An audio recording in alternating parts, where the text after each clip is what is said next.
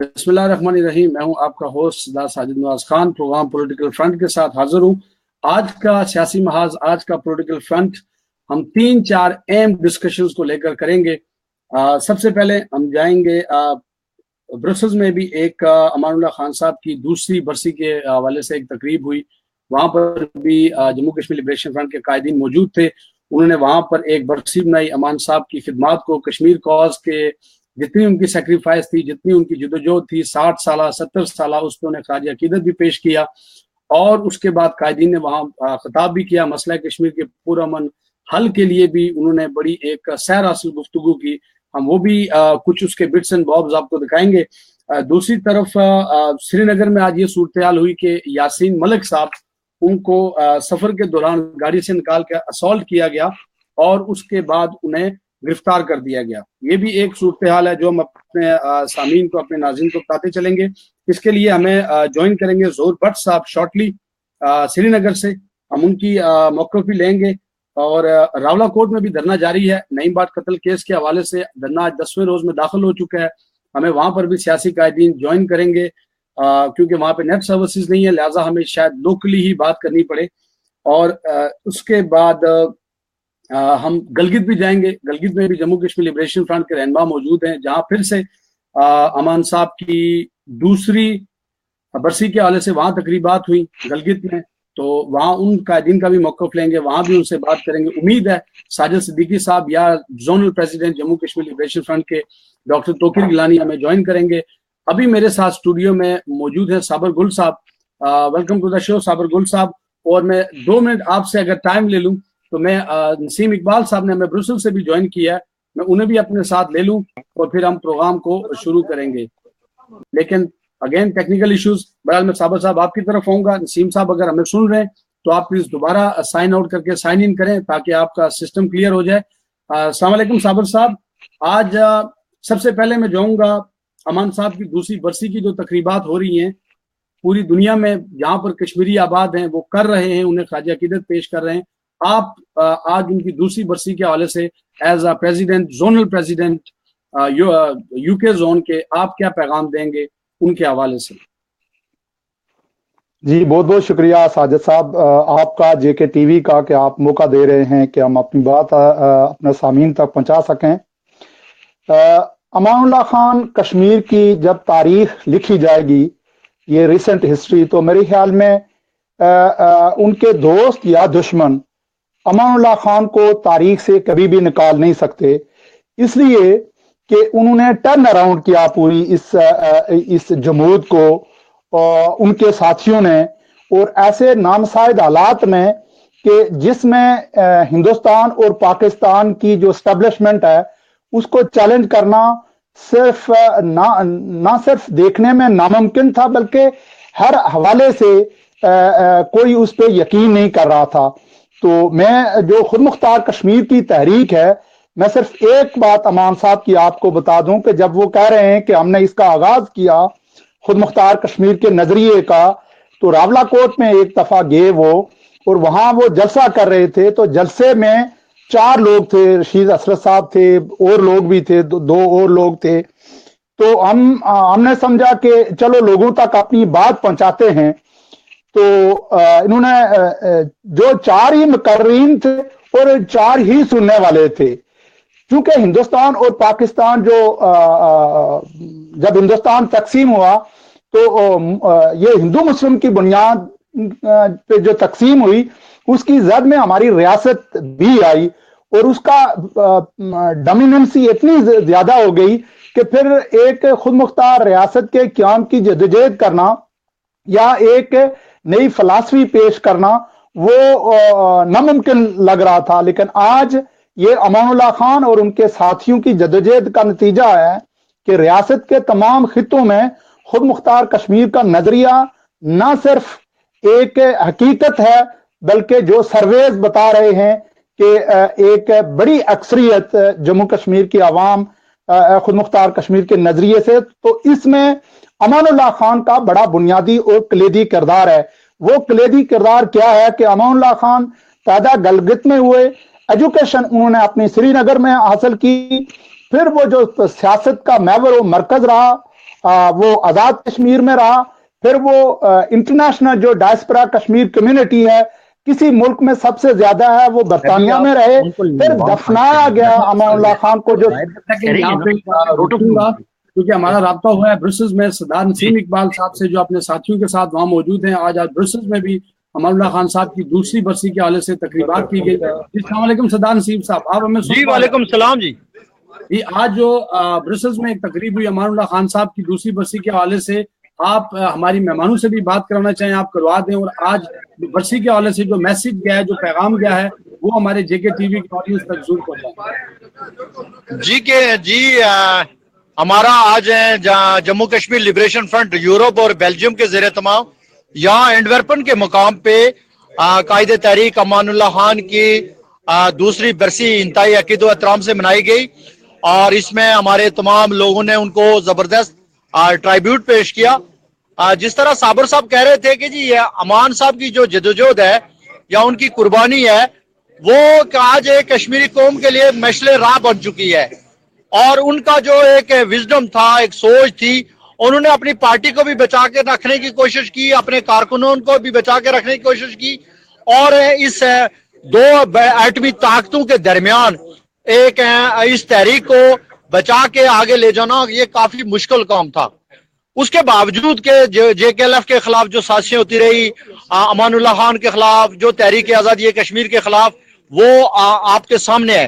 لیکن ان کی جو ایک تسلسل تھا، ان کی ایک محنت تھی، اور 85 سال کی عمر تک وہ اپنی جدوجہد میں سفر رہے، اور زندگی کے آخری سٹیج تک آپ نے دیکھا ہوگا کہ وہ ہاسپٹل میں تھے، اس وقت بھی ان کی جو ہے وہ کنسنٹریشن جو ہے وہ تحریک آزادی کشمیر تھی.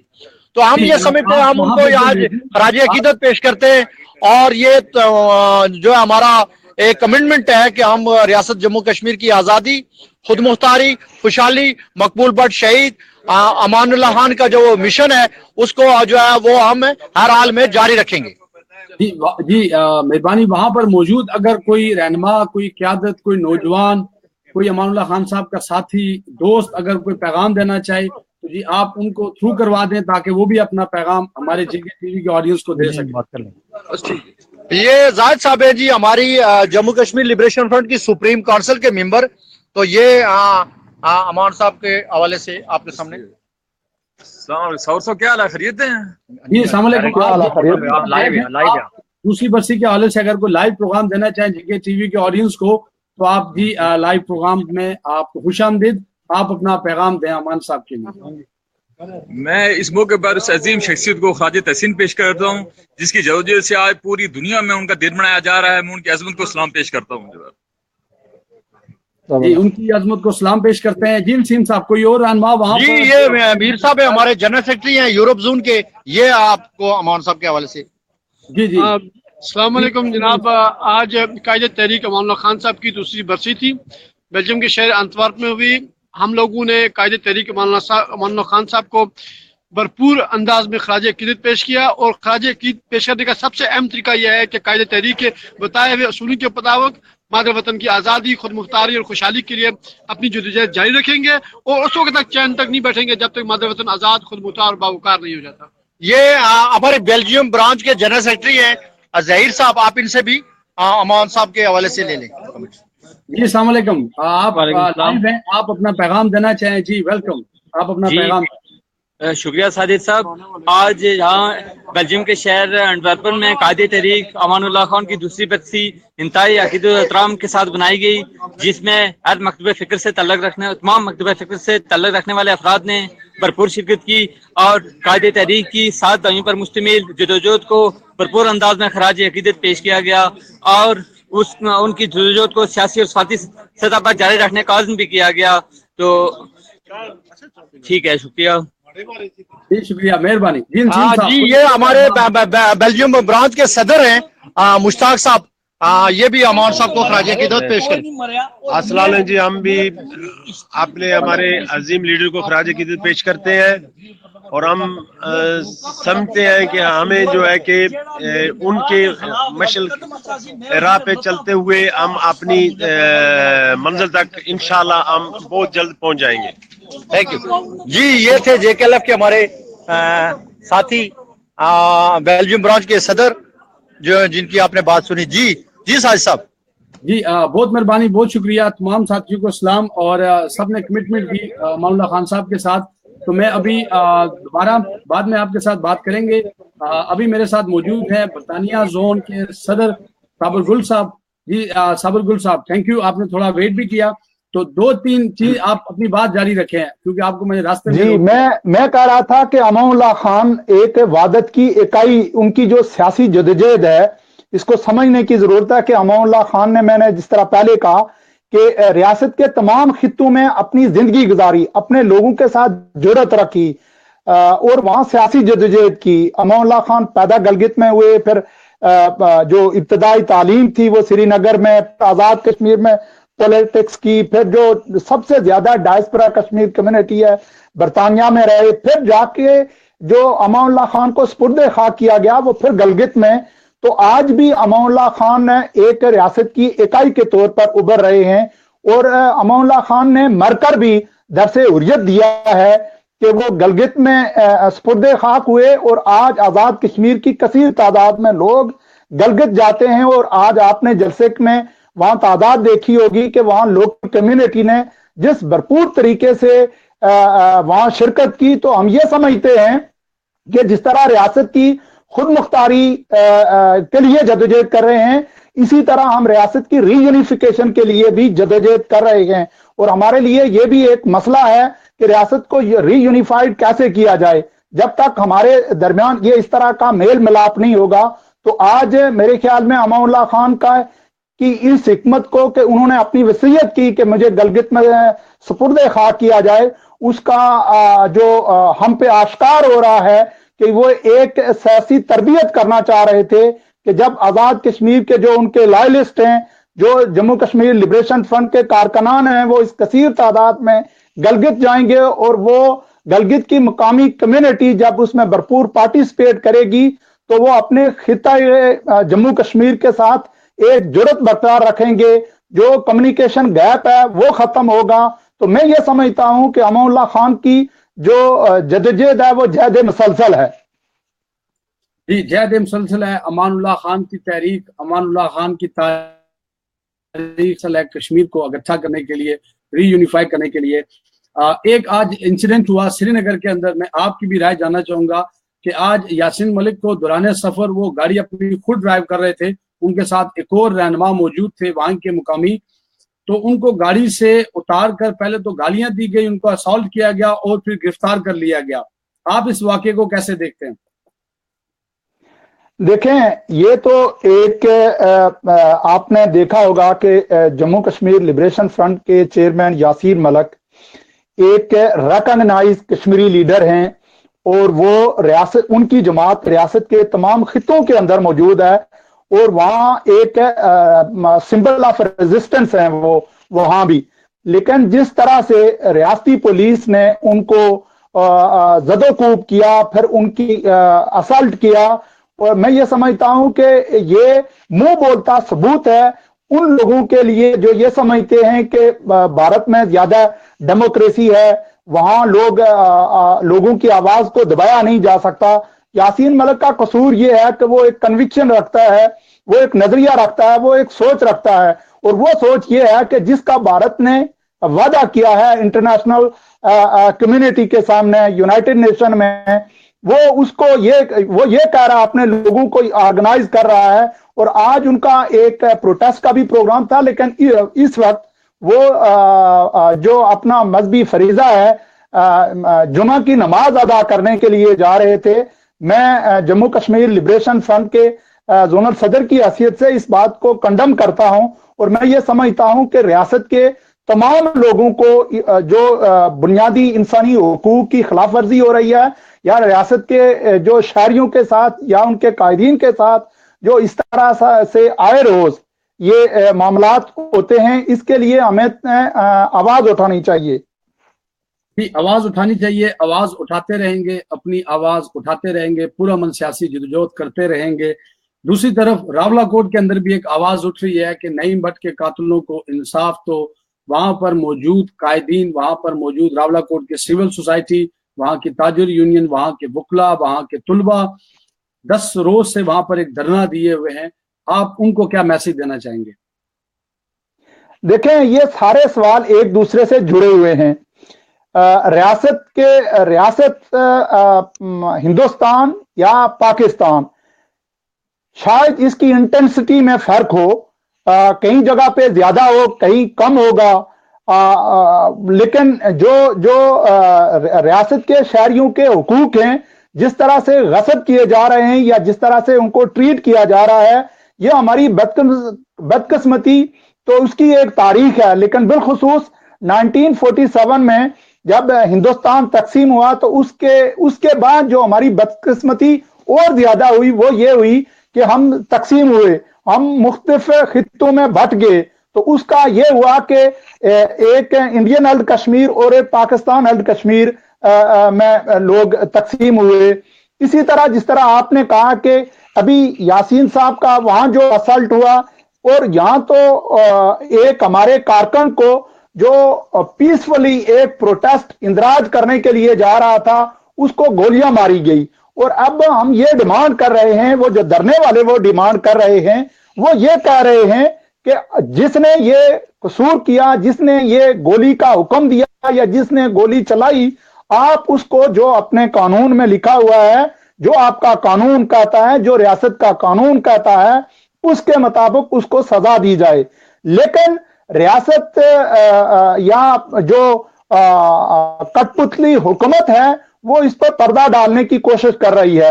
तो लोगों के पास ये इस वक्त मैं ये समझता हूं कि हमें अप्रिशिएट करना चाहिए कि इस वक्त भी कोई वायलेंस नहीं हुई, एक पत्ता नहीं टूटा, जो इंटरनेशनल दुनिया में एक पीसफुल माहौल में अपने और पुरअमन मुजाहिरीन है, और रियासत का किरदार भी खुल के सामने आ चुका। इसी रियासत की तारीख में एक अहम मोड़।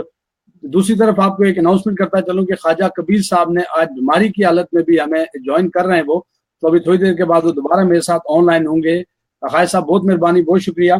दूसरी तरफ एक बात और कि ये जो 28 अप्रैल अगेन कश्मीर की तारीख में, क्योंकि कश्मीर के हालात वाकयात चाहे इंडियन ऑक्यूपाइड कश्मीर में हो, पीओके में हो या गिलगित बल्तिस्तान में हो, ये सारे इसी तारीख के, इसी तहरीक के, इसी सरजमीन के हिस्से हैं, यहीं के वाकयात हैं। तो 28 अप्रैल 1949 का एक तारीखी दिन है। इसकी क्या तारीखी हैसियत है?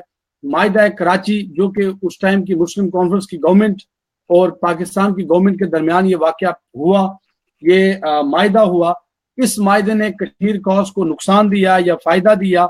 मैं चाहूंगा कि आप एक पार्टी के हेड हैं, यहाँ पर जिम्मेदार हैं, आप अपना एनालिसिस दें कि आज के दौर में कश्मीर कॉज को इसने कितना मुतासर किया, और ये जो सी पैक हो रहा है और चाइना एक बड़ी इन्वेस्टमेंट लेके आ रहा है, इस हिसाब से गिलगित बल्तिस्तान की इंपॉर्टेंस मरकज के साथ और आजाद कश्मीर के साथ और बैन अवी दुनिया में, जैसे चाइना, क्योंकि ये बाद में trade routes central east Asia से गुजरते हुए, उज्बेकिस्तान ताजिकिस्तान से गुजरते हुए, कुछ माहिरीन जो माशी माहिरीन है वो ये कह रहे हैं कि इसको रशिया तक भी एक्सटेंड किया जा सकता है, क्योंकि इस खित्ते में आधी दुनिया की आबादी है तकरीबन।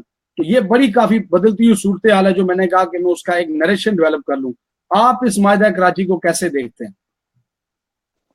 देखें, मैं इसको तारीखी तो नहीं कहूंगा, चूंकि इसमें कश्मीरियों की बदकिस्मती का ये आगाज है। मैं समझता हूं कि रियासत जम्मू कश्मीर के जो मैं आप थोड़ा सा इसमें टाइम देंगे, चूंकि ये सारे सब्जेक्ट इस तरह के हैं कि ये एक मुकम्मल बहस, और जब तक आप गुफ्तगू का कोई नतीजा ना निकालें तो फिर मेरे ख्याल में चूंकि दरमियान में वो चीजें रह जाती हैं। चूंकि अभी मैं नई बात पे बात करना चाह रहा था कि ये है जो जम्मू कश्मीर लिबरेशन फ्रंट के का जो मौकफ है, या जो लिबरेशन फ्रंट के कायदीन वहां बैठे हुए हैं, मैं इस पे चलो बाद में आऊंगा। ये तारीखी माहिदा नहीं है। तारीखी तब होता कि उस वक्त के हुक्मरान जो ये कहते कि जी हमने महाराजा को माजूल कर दिया, और माजूली के बाद हम इस रियासत की यूनिट को संभाल रहे हैं, पाकिस्तान से इसको एक्सेप्ट करवा रहे हैं, वहां हमारा एक सफारत खाना खुल रहा है, और हम बाकी जो रियासत है उसको जो है ना इसकी उसकी आजादी की बात करेंगे। लेकिन हुआ इसके बिल्कुल बरखिलाफ। हुआ ये कि इन्होंने एक इंतजामी सेटअप का ये एक माहिदा है, और इस इंतजामी सेटअप के माहिदे में इन्होंने सरेंडर किया, और वो इसको कोई एग्रीमेंट भी नहीं कह सकते, इसलिए कि एग्रीमेंट तो दो सॉवरन स्टेट्स के दरमियान होता है। फिर उसमें ये होता है कि दो सॉवरन जो स्टेट के सिग्नेटरीज होते हैं वो भी उनकी एक वैलिडिटी होती है। तो इसमें एक तरफ से सरदार इब्राहिम खान और दूसरा मुस्लिम कॉन्फ्रेंस के जो उस वक्त के सदर चौधरी गुलाम अब्बास, और पाकिस्तान की तरफ से जो मुश्ताक गोरमानी जो वजीर बेमहकमा थे, उन्होंने ये एक मायदा किया। और इस मायदे को आप अगर गौर से पढ़ें तो ये एक इंतजामी सेटअप लगता है। इंतजामी सेटअप ये कि आप चूंकि ये एक कंट्रोल, अब उसमें मैं नहीं जा रहा कि उसको तकसीम कैसे किया गया, तो ये एक जो कंट्रोल कैसे करना है, जिसमें उन्होंने ये किया कि जो खारजा दफा का मामला या इस तरह की कुछ चीजें जहां माजरीन का इशू था, फिर जो इंटरनेशनल जो सबसे इस मायदे ने नुकसान पहुंचाया वो ये कि जी आप इसको खुद नहीं रिप्रेजेंट करेंगे बल्कि आप हमें तजावीज देंगे, तो हम इंटरनेशनल कम्युनिटी तक आपका जो इस्तिस्वाब का इशू है, जो राइट ऑफ सेल्फ डिटर्मिनेशन का इशू है, इसको हम जो है ना एक्सप्लेन करेंगे।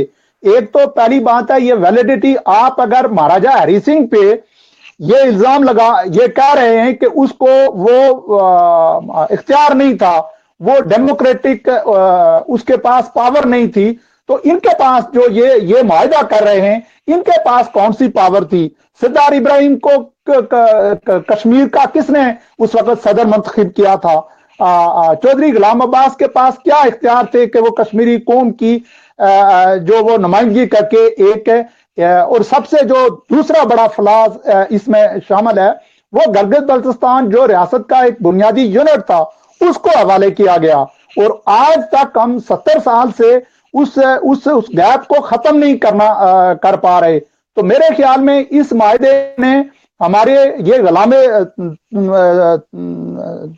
गुलामी का इसने हमारी जो बुनियाद है, जो बुनियाद उस वक्त पन्ने जा रही थी कि हम रियासत के इस महाराजा की जानशीन हुकूमत को एक फलस्तीन तर्ज की हुकूमत में तब्दील करते और फिर इंटरनेशनली अपनी कौम का जो इशू है उसको पेश करते, बजाय इसके कि एक पाकिस्तान का एक झैली तफैली इदारा बना के आजाद कश्मीर की जो डेवलपमेंट है या जो पॉलिसी है या जो इंटरनल रिसोर्सेज है उस पे जो है ना इनकी अपनी वो भी आजाद कश्मीर की हद तक इन्होंने अपने पास रखा, बाकी सारे अपने हाथ काट के इन्होंने पाकिस्तान को दिए। और वो 70 साल से वो उस वक्त का बना हुआ वकील ना हमें ये रिपोर्ट दे रहा है कि हमारा केस किधर जा रहा है, ना हमें ये बता रहा है कि हम किधर पहुंचे हैं, सिर्फ हमें कुर्बानियों का एक ईंधन बनाया जा रहा है। और मेरे ख्याल में एक अगर उसको बड़े ब्रॉड स्पेक्ट्रम में देखें तो कहीं ना कहीं हम प्रॉक्सी लड़ रहे हैं। तो मैं ये समझता हूं कि इस मायदे को जम्मू कश्मीर लिबरेशन फ्रंट ने कभी इंडोर्स नहीं किया और हमेशा इसको कंडम करती रही है और इस मायदे को तोके गुलामी समझती रही है।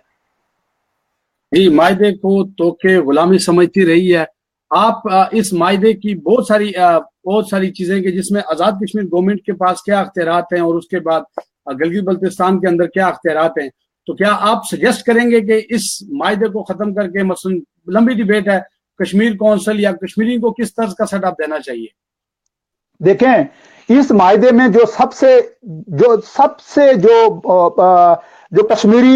कश्मीर काज को और कश्मीरियों को जो नुकसान हुआ कि आप अपने एक बहुत बड़े इलाके को जिसमें आपने ट्रेड की बात की और फ्यूचरिस्टिक आपने बहुत सारा उसका एनालिसिस किया कि वो जिस तरह से उसमें ये ट्रेड रूट जा रहा है, तो इसको उन्होंने काट के 70 साल गुजरने के बाद आज भी हमारा कम्युनिकेशन गैप इतना बढ़ गया है कि आज भी इस मायदे की वजह से गिलगित का शहरी सियासी लोग वो ये समझते हैं कि आपने हमारे साथ ज्यादती की और इस कम्युनिकेशन गैप को 70 साल हो गए और हमारा आपस में एक मेल जोल, एक सियासी यूनिटी नजर नहीं आ रही। और ये बात दुरुस्त भी है कि आज भी उन लोगों को एक पत्थर के जमाने में रखा गया है, वहां ड्रैकोनियन लॉज बनाए गए हैं اور یہ اس معاہدے گلگت بلتستان اور آزاد کشمیر کے تمام جو قدرتی راستے تھے وہ بھی بند کر دیے گئے، لوگوں کو میل جول میں اسی طرف آ رہا ہوں. جی آپ سم اپ کر لیں کیونکہ مجھے ابھی گلگت سے جوائن کیا ہے منظور پروانہ صاحب نے. آج ہمارے ساتھ ایک گلگت، میں یہ کہہ رہا ہوں کہ اس معاہدے کو کینسل کر کے یا اس میں ایک نئی جو انتظامی سیٹ اپ ہے اس میں بھی ایک جدت لانے کی ضرورت ہے، نیا کنٹریکٹ ہونے کی ضرورت ہے کہ کم از کم گلگت بلتستان اور آزاد کشمیر کے دونوں ان حکومتوں کو ملا کر ایک جو قومی حکومت قائم کی جائے، اور اس میں جو ریاست کے جو فیوچرسٹک ایشو ہے، استصواب کا ایشو ہے، تاکہ ہمارے درمیان کوئی کمیونیکیشن گیپ نہ رہے، اور جب ہم آپس میں ایک یونٹی کی طور پر سروائیو کریں گے تو میرے خیال میں ہم اس ایشو کو، اور بالخصوص اس قومی حکومت کو یہ فلسطین طرز کی حکومت بنائی جائے، جس میں یہ لوگ جو بھی ڈیموکریٹک ویز سے آتے ہیں وہ اس کو انٹرنیشنل کمیونٹی تک ایز اے انڈیجینئس کشمیری موومنٹ بنا کے پیش کریں، نہ کہ ہندوستان یا پاکستان کی پراکسی. نہ کہ ہندوستان اور پاکستان کی پراکسی. جی صابر گل صاحب بہت مہربانی، بہت شکریہ Jammu Kashmir T V channel سے بات کرنے کے لیے. دوسری طرف ہمیں جوائن کیا ہے خواجہ کبیر احمد صاحب نے. جی السلام علیکم، آداب، آپ کو بھی خوش آمدید، اور بہت مہربانی کہ آپ نے بیماری کی حالت میں بھی ہمیں جوائن کیا. ایک گڈ نیوز بھی ہے کہ گلگت سے صابر صاحب نے کہا کہ گلگت کے ساتھ ہمارے رابطے مکمل طور پہ بند ہو چکے، لیکن جے کے ٹی وی نے اور سوشل میڈیا نے رابطے بحال کرنا شروع کر دیے. اور اسی کا آج سلسلہ کہ گلگت بلتستان یونائٹڈ موومنٹ کے سربراہ منظور پروانہ، ایک دلیر شخص، ایک دلیر انسان جو وہاں پر لوگوں کے سیاسی، سماجی، اقتصادی، جمہوری بنیادی حقوق کے لیے لڑتے رہے، آج ہم نے جوائن کیا ہے. وہاں پر یہ پاکستان تو نہیں ہے کہ 3G 4G سرورز ہمیں ملے گی کشمیری کو یا گلگت والوں کو، لیکن لوکل ٹیلی فون پہ تو کام چل سکتا ہے. اسی لیے ہم نے لوکل ٹیلی فون پہ لیا ہے منظور پروانہ صاحب کو. جی السلام علیکم منظور پروانہ صاحب، آپ جے کے ٹی وی پہ لائیو ہیں، آپ کو خوش آمدید. جی وعلیکم السلام، آپ کا بہت بہت شکریہ. میں اگین کشمیر ٹی وی کا شکر گزار ہوں کہ آپ نے مجھے اپنے پروگرام میں اظہار خیال کرنے کا موقع دیا. میں سب سے پہلے آج کے دن کی مناسبت سے، آج 28 اپریل ہے، اور آزاد جموں کشمیر میں گلگت بلتستان کے اندر، پوری دنیا کے اندر کشمیری قوم سے یوم معاہدے کراچی کو ایک فلیگ ڈے کے طور پر منا رہی ہے. اس جو منانے والے تمام تنظیموں کو، تمام قوم پرستوں کو میں ان کے جلسے جلوس کرنے پر مبارکباد پیش کرتا ہوں. اس لیے کہ آج جو ہے 70 سال بعد ہم ریئلائز کر رہے ہیں گلگت بلتستان کے اندر بھی، آزاد کشمیر کے اندر بھی، اور جموں کشمیر کے اندر بھی، کہ یہ جو معاہدہ کراچی ہوا، یہ اس معاہدے میں کشمیر کی وحدت کو اور مزید پارا پارا کیا. جی کشمیر کو تقسیم کیا، کشمیر کو پارا پارا کیا، لیکن ہم کشمیر کو تقسیم نہیں ہونے دیں گے. ہمیں گلگت سے ہی جوائن کیا ہے ڈاکٹر توقیر گیلانی نے، ہم ان کو بھی خوش آمدید کہتے ہیں، ہم ان کو بھی اپنے پروگرام میں شامل کرتے ہیں. جی السلام علیکم ڈاکٹر توقیر گیلانی صاحب، خوش آمدید. مختصراً میں منظور پروانہ صاحب اس ٹائم لائن پہ ہمارے ساتھ ٹیلی فون کال پہ، تو ہم ان کے ساتھ گفتگو کر کے خصوصاً معاہدہ کراچی پہ، تو پھر میں آپ کی طرف آؤں گا. ویلکم ٹو دا شو. جی منظور پروانہ صاحب، آپ بحیثیت گلگت کے ایک باشندے کے معاہدے کراچی کو گلگت بلتستان کے عوام، آزاد کشمیر کے عوام، اور کیا جو یہاں سوچ رکھتے ہیں، ان کی سوچ رکھنے والے تمام لوگ اس کو مسرت کر چکے ہیں. لیکن اس کے ان تمام مسرت کرنے کے باوجود آزاد کشمیر معاہدے کراچی کی اہمیت اپنی جگہ پر ختم نہیں ہوتی. رہا ہے، اور میں یہ کہتا ہوں کہ جب تک آزاد کشمیر حکومت، آزاد کشمیر کی گورنمنٹ، جس نے 1949 میں یہ معاہدے کراچی کیے ہیں بطور صدر ابراہیم خان صاحب نے کیے ہیں، یا چودھری محمد عباس صاحب نے اس سے دستخط کیے ہیں، تو گلگت بلتستان کے عوام کا یہ ریزرویشن ہے، اور ہمیشہ رہی ہے کہ وہی اس معاہدے کے اندر بھی گلگت بلتستان کے عوام کو بائی پاس کیا گیا. یہاں کے عوام کو نظر انداز کرتے ہوئے جو معاہدہ یکطرفہ طور پر آزاد کشمیر کی گورنمنٹ اور حکومت پاکستان کے درمیان ہوئی ہے، اس کو ابھی یہاں کے عوام اس کو مسترد کرتے ہیں. یہ عوام مسترد کرتی ہے، آزاد کشمیر کی عوام، گلگت بلتستان کی عوام مسترد کرتی ہے، اور یہ جو دوریاں پیدا کی گئی ہیں آزاد کشمیر اور گلگت بلتستان کی عوام میں. خواجہ صاحب آپ کو سوال پوچھنا چاہیں، کیونکہ جی مختصراً ख्वाजा साहब आपको सवाल पूछना चाहें क्योंकि गलगित की एक आवाज हमारे साथ आज मौजूद है। जी कबीर साहब वो जी बहुत बहुत शुक्रिया आपका। मैं असल में सोच रहा था डॉक्टर साहब जो कि इंतजार कर रहे हैं वहां से किसी भी नेट की प्रॉब्लम हो सकती है, हमने डॉक्टर साहब को सुना था। मंजूर परवाना साहब जो बात कर रहे हैं कि जो उस मायदे को मुस्तरद करते हैं, जम्मू कश्मीर लिबरेशन फ्रंट ने तो अपनी पैदाइश ही से उस मायदे को मुस्तरद किया, किसी भी ऐसे मायदे को मुस्तरद किया जो पाकिस्तान ने कहीं और किया हुआ है कश्मीरियों के बियाफ पर, जिसमें कश्मीरी शामिल नहीं। हम तो उन तमाम मायदों को मुस्तरद करते हैं, लेकिन अवामी सतह पर जो गलगित की वो बात कर रहे हैं कि मुस्तरद हो रहा है, वो मुस्तरद कर रहे हैं लोग। तो इस सिलसिले में चूंकि आज की गलगित में कायदे तहरीक जनाब अमानुल्लाह खान जो कि कश्मीर की वादत की एक पहचान, एक निशान थे, उनकी वहां बरसी भी बनाई गई। तो मंजूर परवाना साहब क्या सोचते हैं कि अमान साहब ने जब वहां अपने जस्ते खाकी को वहां दफनाने की जो उन्होंने वो वसीयत की थी, तो क्या ये भी कश्मीरियों के मिलाप का एक जरिया हो सकता है और हो रहा है? जी मंजूर साहब आपने सवाल सुना कि मैं रिपीट कर दूं? जी सवाल उनका ये है कि सवाल उन्होंने ये पूछा ख्वाजा कबीर अहमद साहब ने, जो अमान साहब ने अपनी सियासी जदोजहद के बाद उन्होंने कहा कि मेरा जस्ते खाकी आप गिलगित में ही दफन करना, जो उनका आबाई गांव है, ताकि कश्मीरी जो है वो यकजा हो सके, वो इकट्ठे हो सके। आप इस पे क्या कहेंगे? सियासी बसीरत को अकीदत पेश करता हूँ कि उन्होंने के साथ या उनको यहाँ गिलगित में उनके को यहाँ दफनाने की वसीयत दी। आगे पर एक और बात भी कहता चलो कि अमानुल्लाह साहब को ये आजाद कश्मीर और गिलगित बल्तिस्तान के अवाम को मिलाने वाले पुल हैं, ये पुल थे ये दोनों, क्योंकि गिलगित बल्तिस्तान को मिलाने के लिए जहाँ तक अमानुल्लाह खान साहब की कोशिशें हैं, वहाँ हम ऑल पार्टीज नेशनल अलायंस के तो आरिफ शाहिद से साथ में भी 10-12 साल तक मुसलसल जिद्दोजहद करते रहे। हम उनके साथ इंटरेक्शन अपना के अंदर आते रहे, मिलते रहे। जब आरिफ शाहिद साहब को शहीद किया गया, उसके बाद भी मेरा मौक़िफ़ था कि आज आरिफ शाहिद को शहीद नहीं किया गया, बल्कि पाकिस्तान और आजाद कश्मीर के दरमियान जो पुल था उस पुल को मुनज़्ज़म कर दिया गया। जी पुल को मुनज़्ज़म किया गया। आप लास्टली एक क्वेश्चन में आपसे, क्योंकि हमारे साथ वक्त भी मुख्तसर है, मैं वंस अगेन बहुत शुक्रिया अदा करूंगा आपका, लेकिन लास्ट क्वेश्चन, एक सजेशन जो कि if I am not wrong, साबर गुल साहब भी यहाँ बैठे हैं, जम्मू कश्मीर लिबरेशन फ्रंट बरतानिया जोन के सदर, के दोनों को मिलाकर एक खुद मुख्तार बावकार रियासत कायम की जाए, या इक्वल जो आप जैसे गलगित के लोग ये भी डिमांड करते हैं कि आजाद कश्मीर की तरह का सेटअप दिया जाए। तो आप गलगित की आवाज हैं, आप बताएं कि आप किस चीज को ज्यादा परसू करेंगे और किस चीज की आपकी ज्यादा एक डिमांड है? पाकिस्तान और आजाद कश्मीर के दरमियान काफी गेप्स पाए जाते हैं, कोई कल्चरल गेप्स हैं और या जमीनी रास्ते नहीं है एक दूसरे के साथ। तो ये गिलगित बल्तिस्तान के मौजूदा हालात के तनाजुर में जो मौजूदा जोग्राफियाई जो आते हैं, इसके तनाजुर के अंदर गिलगित बल्तिस्तान और आजाद कश्मीर को मिलाकर एक हुकूमत बनाना किसी सूरत मुमकिन नजर नहीं आता।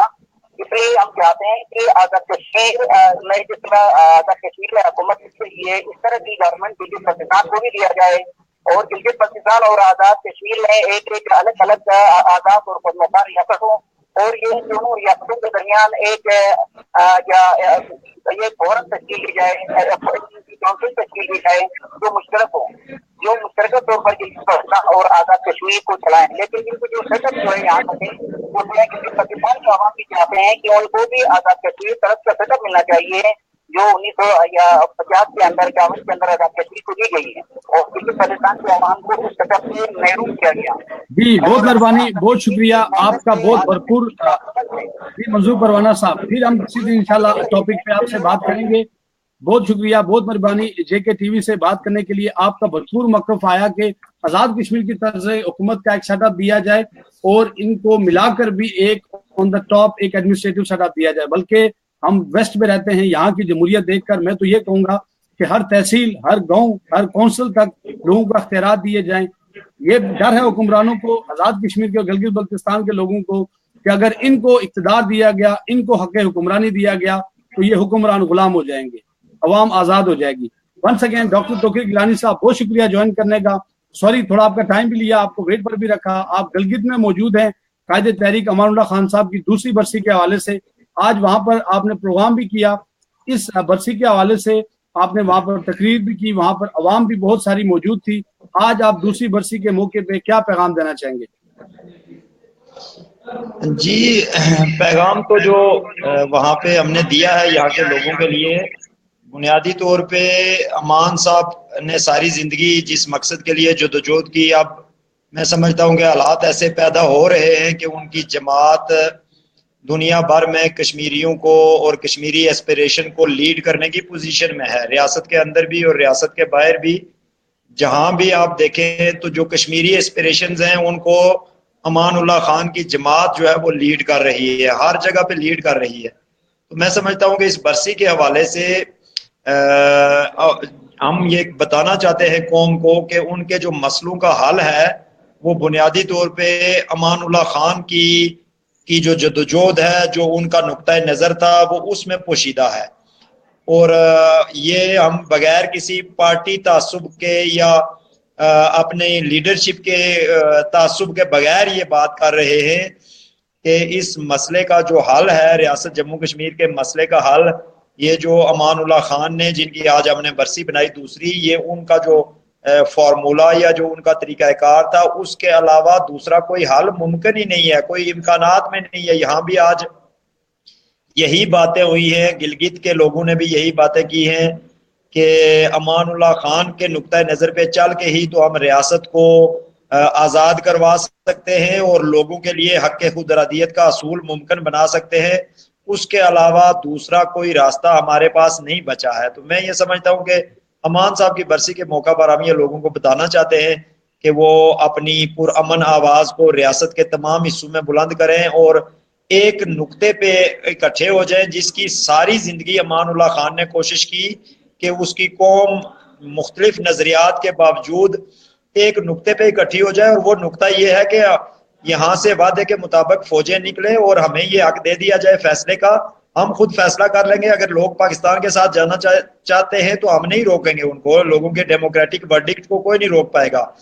اگر انڈیا کے ساتھ جانا چاہتے ہیں تب بھی کوئی نہیں روک پائے گا. اور اگر آزاد بھی رہنا چاہتے ہیں تو یہ اس برسی کے موقع پر یہی پیغام ہے کہ ہمیں ہمارا حق جو ہے وہ دے دیا جائے اور ساری قوم یہ ڈیمانڈ کرے. جی خواجہ کبیر صاحب, آپ کو چیز ایڈ کرنا چاہیں یا پوچھنا چاہیں آج کے شو میں؟ جی نہیں, میں صرف اتنا پوچھنا چاہوں گا ڈاکٹر صاحب سے کہ ڈاکٹر صاحب چونکہ کافی لمبا سفر کر کے وہاں پہنچے قائد تحریک کی برسی میں, تو وہاں جو ایک تو ہے کہ پروگرام کیا انہوں نے, مختلف لوگوں سے ملاقاتیں بھی کی, پرائیویٹ بھی ملاقاتیں کی ہوں گی اگر میری آواز جا رہی ہوگی. ڈاکٹر صاحب نے پچھلے سال کی نسبت اس سال اس اپنے جو عوامی سینٹیمنٹ ہوتا ہے اس میں کس حد تک تبدیلی دیکھی؟ جی اس دفعہ آپ نے دیکھا لاسٹ ایئر ہم نے انڈور پروگرام کیا تھا اور وہ پروگرام جو تھا وہ اس میں بھی اٹینڈنس کافی تھی, لیکن اس میں پبلک کی انوالومنٹ کم تھی. اور اس دفعہ ہم نے پبلک سینٹیمنٹ کو دیکھتے ہوئے ہی اور اس ریجن میں جو محرومیاں تیزی سے بڑھتی جا رہی ہیں, خاص کر یہ جو بیرونی مداخلت اس ریجن میں آ رہی ہے, تو اس نے اس ریجن کی امپورٹنس کو کافی بڑھا دیا ہے. تو اس دفعہ لوگوں میں چونکہ اینگر بھی زیادہ ہے, لوگوں سے ان کی زمینیں چھینی جا رہی ہیں, لوگوں بغیر معاوضے کے زمینیں چھینی جا رہی ہیں, اسٹیٹ سبجیکٹ رول کو وائلیٹ کیا جا رہا ہے, اور جابز اور بے روزگاری جو ہے وہ گلگت بلتستان میں ریاست کے کسی بھی دوسرے حصے کی نسبت سب سے زیادہ بڑھ گئی ہے. تو اس وجہ سے پبلک سینٹیمنٹ جو ہے وہ تیزی سے ان محرومیوں کے نتیجے میں غلامی کے خلاف اور آزادی کی طرف جا رہا ہے. تو اسی کو دیکھتے ہوئے یہاں کی جو ہماری لوکل تنظیم ہے اس نے فیصلہ کیا کہ اس دفعہ یہ برسی جو ہے یہ بازار میں مین جو چوک ہے یہاں کا وہاں منائی جائے گی, اور اس سے قبل جو ہے وہ ایک ریلی بھی نکالی جائے گی. تو ہم نے ایئرپورٹ چوک سے اس جلسہ گاہ تک تقریباً 2 کلومیٹر لمبی 2.5 کلومیٹر لمبی جو ہے وہ ایک ریلی بھی نکالی, اور اس کے بعد اس جو جلسہ جس چوک میں کیا اس میں بہت بڑی تعداد میں لوگوں نے شرکت کی.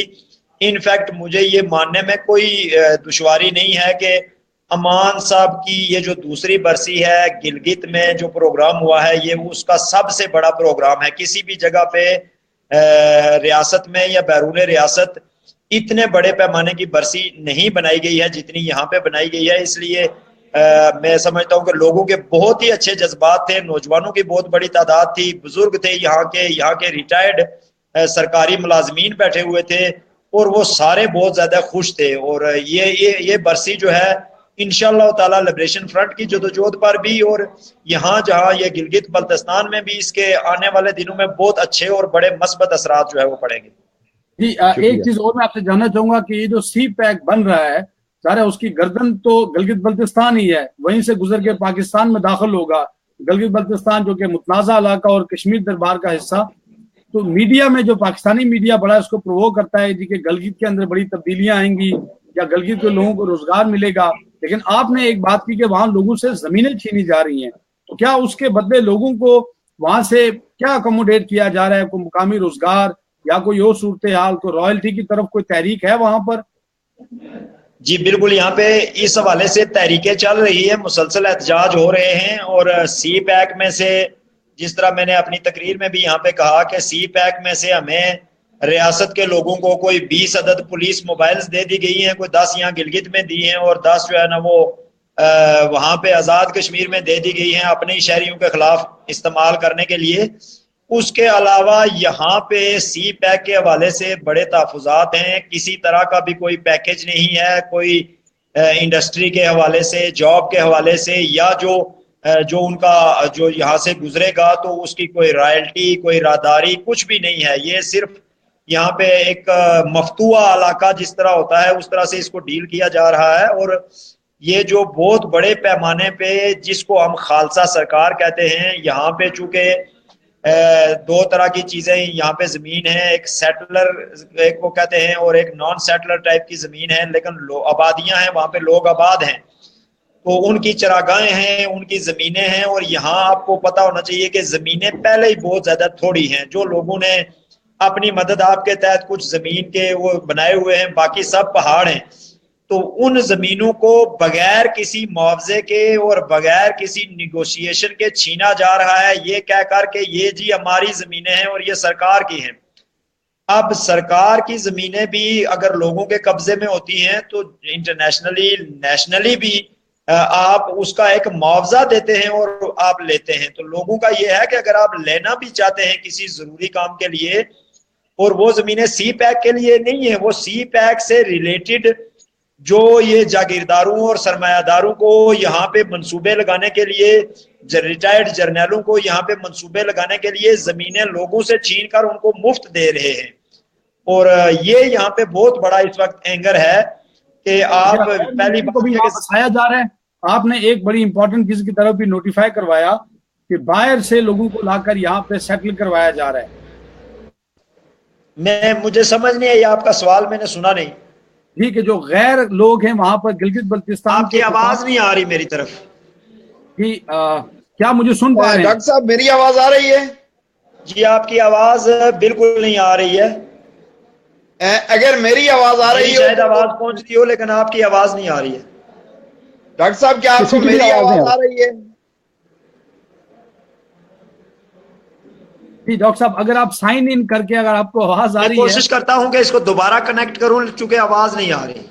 جی دوبارہ کنیکٹ کریں. ٹھیک, مہربانی. جی صابر گل صاحب آپ, میں کافی جی میں جو توقیر صاحب کی بات کو ہی آگے بڑھاؤں گا کہ وہاں ہوا یہ ہے کہ جو اسٹیٹ سبجیکٹ ہیں, چونکہ میں اسی کو کنٹینیو کرتا ہوں چونکہ آپ نے ان سے کوسچن کیا, جو اسٹیٹ سبجیکٹ رول کو جب سے ختم کیا گیا تو اس میں ایک چونکہ یہ ٹریڈ روٹ گزر رہا ہے, سی پیک کا ایک سلسلہ ہے, تو جس طرح سے پاکستان میں ایک پریڈومیننٹلی یہ ہوتا ہے کہ جو پراپرٹی مافیا ہے وہ ایکٹیو ہو جاتی ہے. اب اس ٹریڈ روٹ پہ جتنا وہ جو بزنسز بنیں گے, جو بزنسز ہب بنیں گے, اس میں وہ سارے لوگ اب جو پریمپٹ کر کے وہ پراپرٹی لے رہے ہیں مقامی لوگوں سے, تو پھر وہ اس طرح سے مقامی لوگوں کو بے دخل کیا جا رہا ہے. تو اس سلسلے میں وہاں کے جو لوکل لوگ ہیں, جو سول سوسائٹی ہے یا جو اس طرح کی ریزسٹنس موومنٹ ہے, ان لوگوں کو وہاں اریسٹ بھی کیا گیا ہے اس سلسلے میں. صابر صاحب آپ کو تھوڑا سا انٹرپٹ کریں گے. راولا کوٹ ہمارا رابطہ ہوا ہے سردار انور خان صاحب سے. میں ان سے جاننا چاہیں گے آج کے انور صاحب اس وقت سردار ساجد نواز شو کر رہے ہیں جموں کشمیر ٹی وی سے، ان کا پروگرام ہے، میں کو ہوسٹ ہوں ان کے ساتھ. ہم یہ جاننا چاہتے ہیں کہ پہلی بات تو یہ کہ آج گلگت میں امان اللہ خان صاحب کی قائد تحریک کی ایک تاریخ ساز برسی بنائی گئی اور چوک میں وہاں یہ برسی بنائی گئی ہے، اس پر آپ کیا پیغام دینا چاہیں گے؟ اور دوسری بات یہ کہ آج چونکہ 28 اپریل بھی ہے اور معاہدہ کراچی کے حوالے سے آپ کیا کہنا چاہتے ہیں؟ جی سردار انور صاحب. بہت شکریہ. جموں کشمیر ٹی وی کا امان اللہ خان صاحب جو ہے وہ کشمیر کے درمیان منقسم اور منتشر کشمیر کے درمیان ایک بارڈنگ فورس تھے. انہیں بچپن کرنا چاہ رہا پھر آزاد کشمیر. ہم راولہ کوٹ اس ٹائم بات کریں تو کہ گیلانی صاحب اگر آپ کو آواز آ رہی ہے تو ہم راولہ کوٹ کی بات پہلے مکمل کر پھر آپ کی طرف آئیں گے. وہ احترام سے بنائی گئی اور پہلی دفعہ گلگت کے اندر ریلی ہوئی اور اوپن جیسا ہوا امان اللہ خان صاحب کو خراج تحسین اور خراج پیش کرنے کے لیے ان کی خدمات جو منقسم اور منتشر ریاست جموں کشمیر کو جوڑنے کے لیے اپنے تاریخی کردار ادا کیا ہے. امان اللہ خان موجودہ تاریخ و تحریک اور تاریخ کے ماتھے کا جومر ہے، اس لیے کہ انہوں نے کشمیریوں کی شناخت کے حوالے سے ایک بڑا کلیدی کردار ادا کیا ہے ثقافتی سطح پر اور سیاسی محاذ پر. انہوں نے کشمیریوں کو پولیٹیکلی ایجوکیٹ کیا ہے. میں سمجھتا ہوں کہ کشمیریوں کو بین الاقوامی سطح پر شناخت دینے میں امان اللہ خان صاحب کا کلیدی کردار ہے. میں نے خود چونکہ 20 سے 25 سال امان اللہ خان صاحب کی سیاسی شاگردی میں گزارا ہے اور ہمیں فخر ہے کہ قائد تحریک امان اللہ خان نے کشمیر کو اور کشمیریوں کو مسئلہ کشمیر کو ایک نئی جہت اور نیک سمت دی ہے. جہاں تک تعلق ہے 28 اپریل کا، تو 28 اپریل ایک میں سمجھتا ہوں تاریخ کیا دن ہے جس میں ریاست جموں کشمیر جو منقسم ہوئی تھی اس کو مزید جو ہے وہ تقسیم کی طرف لے کے جایا گیا، جو معاہدہ کراچی جس کی وجہ سے 25,000 خربہ مل کر کے بلوچستان جو ہے وہ براہ راست پاکستان کے حوالے کیا گیا جو پاکستان کے زیر رسالت ہے، اور وہاں سے جو آپ چائنا جو ہے سی پیک کی آڑ میں اس کو ایک نئی کالونیل دیش کی طرف لے کے جائے گا. اس سے ہم سمجھتے ہیں کہ معاہدہ کراچی جو ہے وہ کشمیریوں کو تقسیم کرنے کے خلاف ایک سازش تھی، اور اس سے ہم یہ بھی مطالبہ کرتے ہیں کہ معاہدہ کراچی جو ہے وہ جلد سے جلد ختم کر کے گلگت بلتستان کو اور آزاد کشمیر کو ملا کر ایک قومی حکومت قائم کی جائے اور اس قومی حکومت کو پاکستان بھی تسلیم کرے اور دنیا کی دوسری آزاد اقوام بھی تسلیم کرے اور وہ ریاست جموں کشمیر کی گیٹ کیمپ بنے. یہ ہے نیریٹو. جیسے معاہدہ کراچی جو ہے وہ معاہدہ کراچی ہو، معاہدہ تاشکند ہو یا شملہ معاہدہ ہو، یہ سارے معاہدے جو ہے وہ کشمیریوں کے لیے کشمیریوں کو تقسیم کرنے کی سازش ہے اور کشمیریوں کے لیے تاریخ بات ہے. جی انور صاحب، جو آپ نے پرسوں کی کال وہاں جسٹس وال نہیں بٹ کمیٹی کی طرف سے کال ہے، تو اس میں آج آپ لوگوں نے وہاں ایک کمپین بھی کی شہر میں، تو اس کے لیے آپ کہاں تک تیار ہیں اور 30 تاریخ کو آپ کا کیا پلان ہے؟ جناب آج ہم نے پورے شہر کا جو ہے وہ ساری تنظیموں نے اور رجسٹرڈ ممبر کمیٹی کے ممبران نے پورے شہر کا گشت کیا، ٹریڈرز کو دیے، تاجروں کو دیے اور ٹرانسپورٹروں کو دیے. ان کی بھرپور تائید حاصل ہوگی اور 23 تاریخ کو ہمیں یقین ہے کہ راولہ کوٹ کی تاریخ کا شٹر ڈاؤن بھی ہوگا، پہیا جام بھی ہڑتال ہوگی اور نئی بات ہے کہ انصاف کے حوالے سے تمام سول سوسائٹی، تمام تاجر برادری، تمام پولیٹیکل ایکٹیوسٹ ایک پیج پر ہوں گے اور 30 مارچ جو ہے وہ بنیاد اختیار کرے گا. طاقت کی زبان سمجھتی ہے اور طاقت کے ذریعے سماج کو، انسانوں کو اور آزادی کو دبانے کی کوشش کرتی ہے.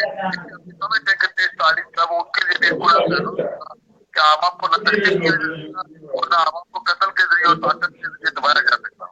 جی بہت بہت شکریہ انور صاحب. Thank you so much for joining us from all the way from Rawalakot. Thank you.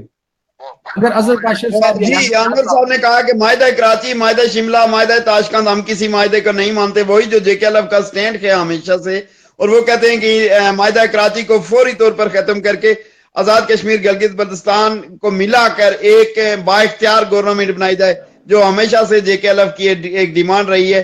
وہ یہی کہتے ہیں. آپ ڈاکٹر صاحب کو پلیز لیں چونکہ ایسا نہ ہو پھر ان کے سسٹم میں کوئی پرابلم آ جائے. جی ڈاکٹر توقیر گیلانی صاحب، thank you for waiting with us. تو آپ اپنی بات جاری رکھیں. جی جی جی ہم آپ کو سن پا رہے ہیں، تو آپ اپنی بات جاری رکھیں. ڈاکٹر صاحب ایک کوشچن تھا، میں یہ کہہ رہا تھا کہ آپ نے جو سوال کیا تھا وہ میں سن نہیں سکا تھا چونکہ آپ کی آواز نہیں آ رہی تھی. ڈاکٹر صاحب آپ نے کہا تھا کہ باہر سے بھی لوگوں کو لا کر وہاں آباد کیا جا رہا ہے، تو کیا ان لوگوں کو جن سے زمینیں چھینی جا رہی ہیں ان کو کیا کہیں ایکوموڈیٹ کیا جا رہا ہے، یا کیا سسٹم ہے، یا منگلا ڈیم والوں کی تہلکائی ان کو بس وہاں سے نکالا جا رہا ہے، کیا طریقہ کار ہے؟ نہیں، باہر کا جو میں کہہ رہا ہوں نا، وہ تو میں یہ کہہ رہا ہوں کہ یہ زمینیں سرکار لوگوں سے چھین کر تو سرمایہ داروں اور جاگیرداروں کو اور ریٹائرڈ فوجی جرنیلوں کو دے رہی ہے کہ وہ یہاں اس سے مستفید ہوں. اور دوسری بات یہ ہے کہ چونکہ یہاں سٹیٹ سبجیکٹ رول کو وائلیٹ کیا گیا ہے، کافی عرصے سے سٹیٹ سبجیکٹ رول ایگزسٹ نہیں کرتا ہے، تو ایسی صورت میں کسی بھی طرح کا کوئی بھی فرد جو ہے پاکستان سے اٹھ کے وہ یہاں زمین خرید سکتا ہے. یہاں گلگت شہر میں 5 لاکھ کے قریب جو ہے وہ کوہستان سے، خیبر پختونخوا سے لوگ زمینیں خرید کے آباد ہو چکے ہیں. یہ سٹیٹسٹکس پچھلے سال کے ہیں کہ 5 لاکھ لوگ آباد ہو چکے ہیں. اب تیزی سے اس میں اضافہ ہو رہا ہے. اور یہ جو خالصہ سرکار کے نام پہ زمینیں لوگوں سے چھینی جا رہی ہیں، یہ تو بالکل مفت چھینی جا رہی ہیں. ان کا کوئی پیسہ نہیں دیا جا رہا، کوئی متبادل نہیں ہے، نہ کوئی اس کا کوئی، جب آپ معاوضہ ہی نہیں دے رہے تو متبادل کیا دیں گے؟ وہ صرف یہ کہتی ہے سرکار کہ یہ زمین ہی ہماری ہے اور یہ ہم استعمال کریں گے تو یہ ہمیں آپ دے دیں. تو یہاں پہ جو مین ایشو ہے لوگوں کا وہ یہ ہے کہ ان زمینوں کے اوپر ہمارا حق ملکیت تسلیم کیا جائے. گلگت بلتستان میں جو بھی زمین ہے وہ مقامی لوگوں کا حق ملکیت تسلیم کیا جائے. اور سٹیٹ سبجیکٹ رول جو ہے اس کی بحالی کے حوالے سے پہلی دفعہ گلگت بلتستان میں یہاں کے لوگوں کے موقف میں بہت زیادہ شدت آ گئی ہے.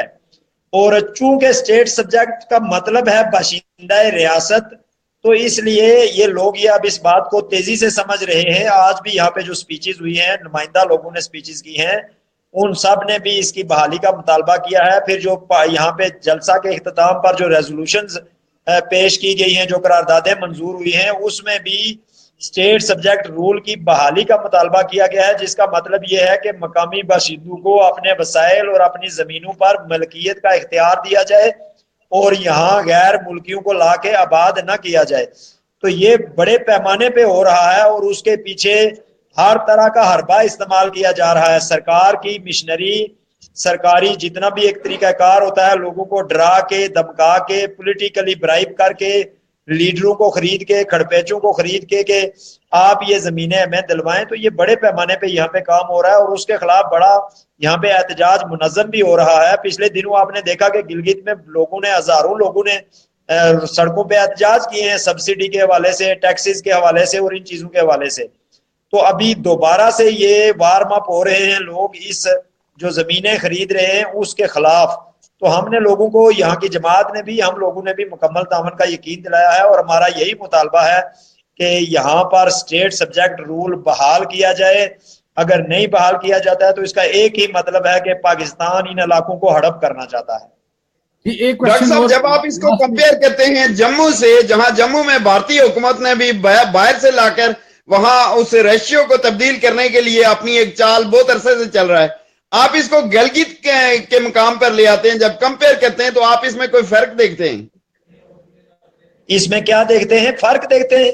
آپ کو کوئی فرق نظر آتا ہے کہ جو کچھ جموں میں ہو رہا ہے، انڈیا کر رہا ہے، اور ادھر پاکستان کر رہا ہے، اس میں فرق کیا ہے؟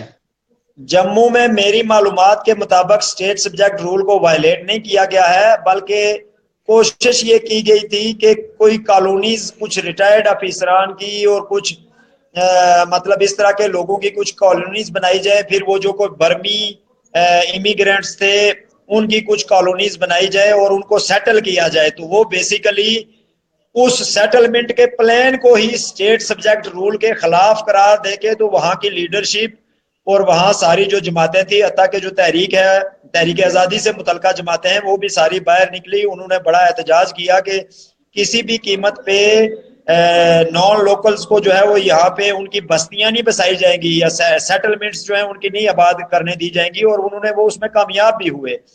یہاں پہ اس طرح کا کوئی یہاں پہ اسٹیٹ سبجیکٹ رول ہے ہی نہیں، ختم کیا انہوں نے بھٹو کے دور میں ان آفیشلی ختم کیا، بعد میں کوئی 85 کے پاس آ کے تو باقاعدہ ایک ڈپٹی کمشنر کے لیٹر پہ اس کو ختم کیا گیا، جو یہاں پہ ایک ڈپٹی کمشنر تھا نان لوکل تھا، وہ بھی پاکستان سے تھا، تو اس کے آرڈر پہ اس کے لیٹر اس نے لکھا حکومت پاکستان کو کہ مجھے یہاں پہ پرابلم ہو رہی ہے، کچھ لوگ زمینیں خریدنا چاہتے ہیں، تو مجھے واضح طور پہ جو ہے وہ کیا جائے کہ یہ اسٹیٹ سبجیکٹ رول ختم ہو گیا ہے۔ تو پھر انہوں نے ان کو اجازت دی، تو اس کے بعد سے تو اس کی اتنے بڑے پیمانے پہ وائلیشن ہو رہی ہے، یہاں پہ لوگوں کو اس کے خلاف بولنے نہیں دیا جاتا تھا، لوگ بات کرنا چاہتے تھے تو لوگوں کو شیعہ سنی میں تقسیم کر کے شیعوں کو کہا گیا کہ آپ کا مفاد اس میں ہے کہ آپ پاکستان کے ساتھ رہیں، سنی جو ہیں وہ آزاد کشمیر کے ساتھ اگر ملیں گے تو وہ اکثریت ہو جائے گی سنیوں کی، اور آپ کا اس میں جو ہے نا وہ اسٹیک جو ہے ڈیمیج ہوگا، تو شیعوں کو اس سے الگ کرنے کی کوشش کی گئی۔ پھر سنیوں کو کہا گیا کہ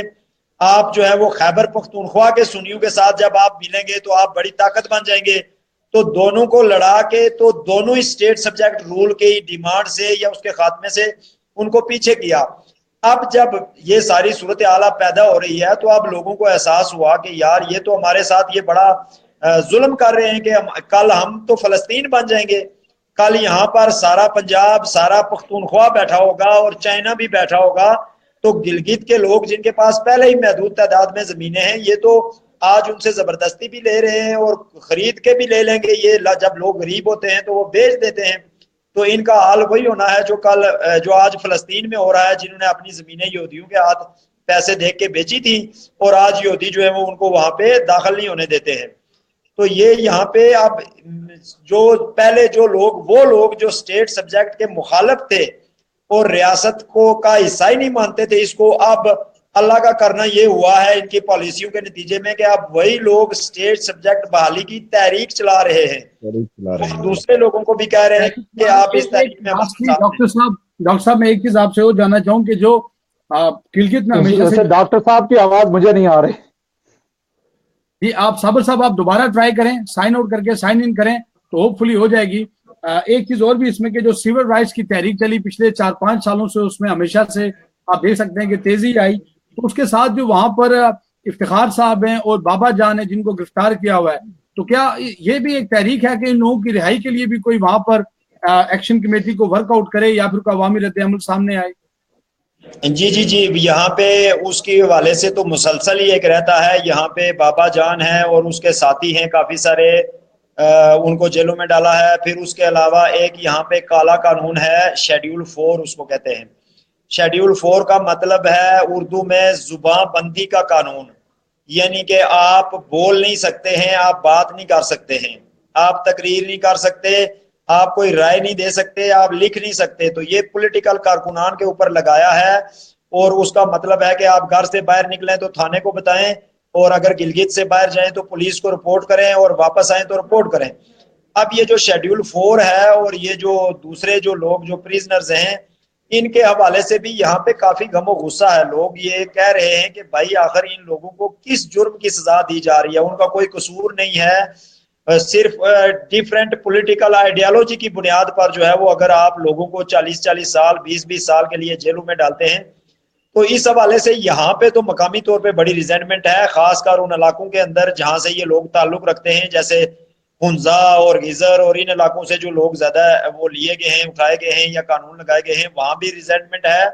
یہاں بھی لوگ بول رہے ہیں، آج ہمارے جلسے میں بھی اس حوالے سے ایک ریزولوشن پاس ہوئی ہے کہ تمام جو سیاسی قیدی ہیں ان کو رہا کیا جانا چاہیے، اور یہ شیڈول 4 اور اس طرح کے جو دوسرے قوانین ہیں ان کو ختم کیا جانا چاہیے۔ تو اس حوالے سے یہاں پہ تو ایک بڑی آواز ہے، لیکن ظاہر ہے یہاں پہ جبر کا بھی جو تناسب ہے وہ کافی زیادہ ہے۔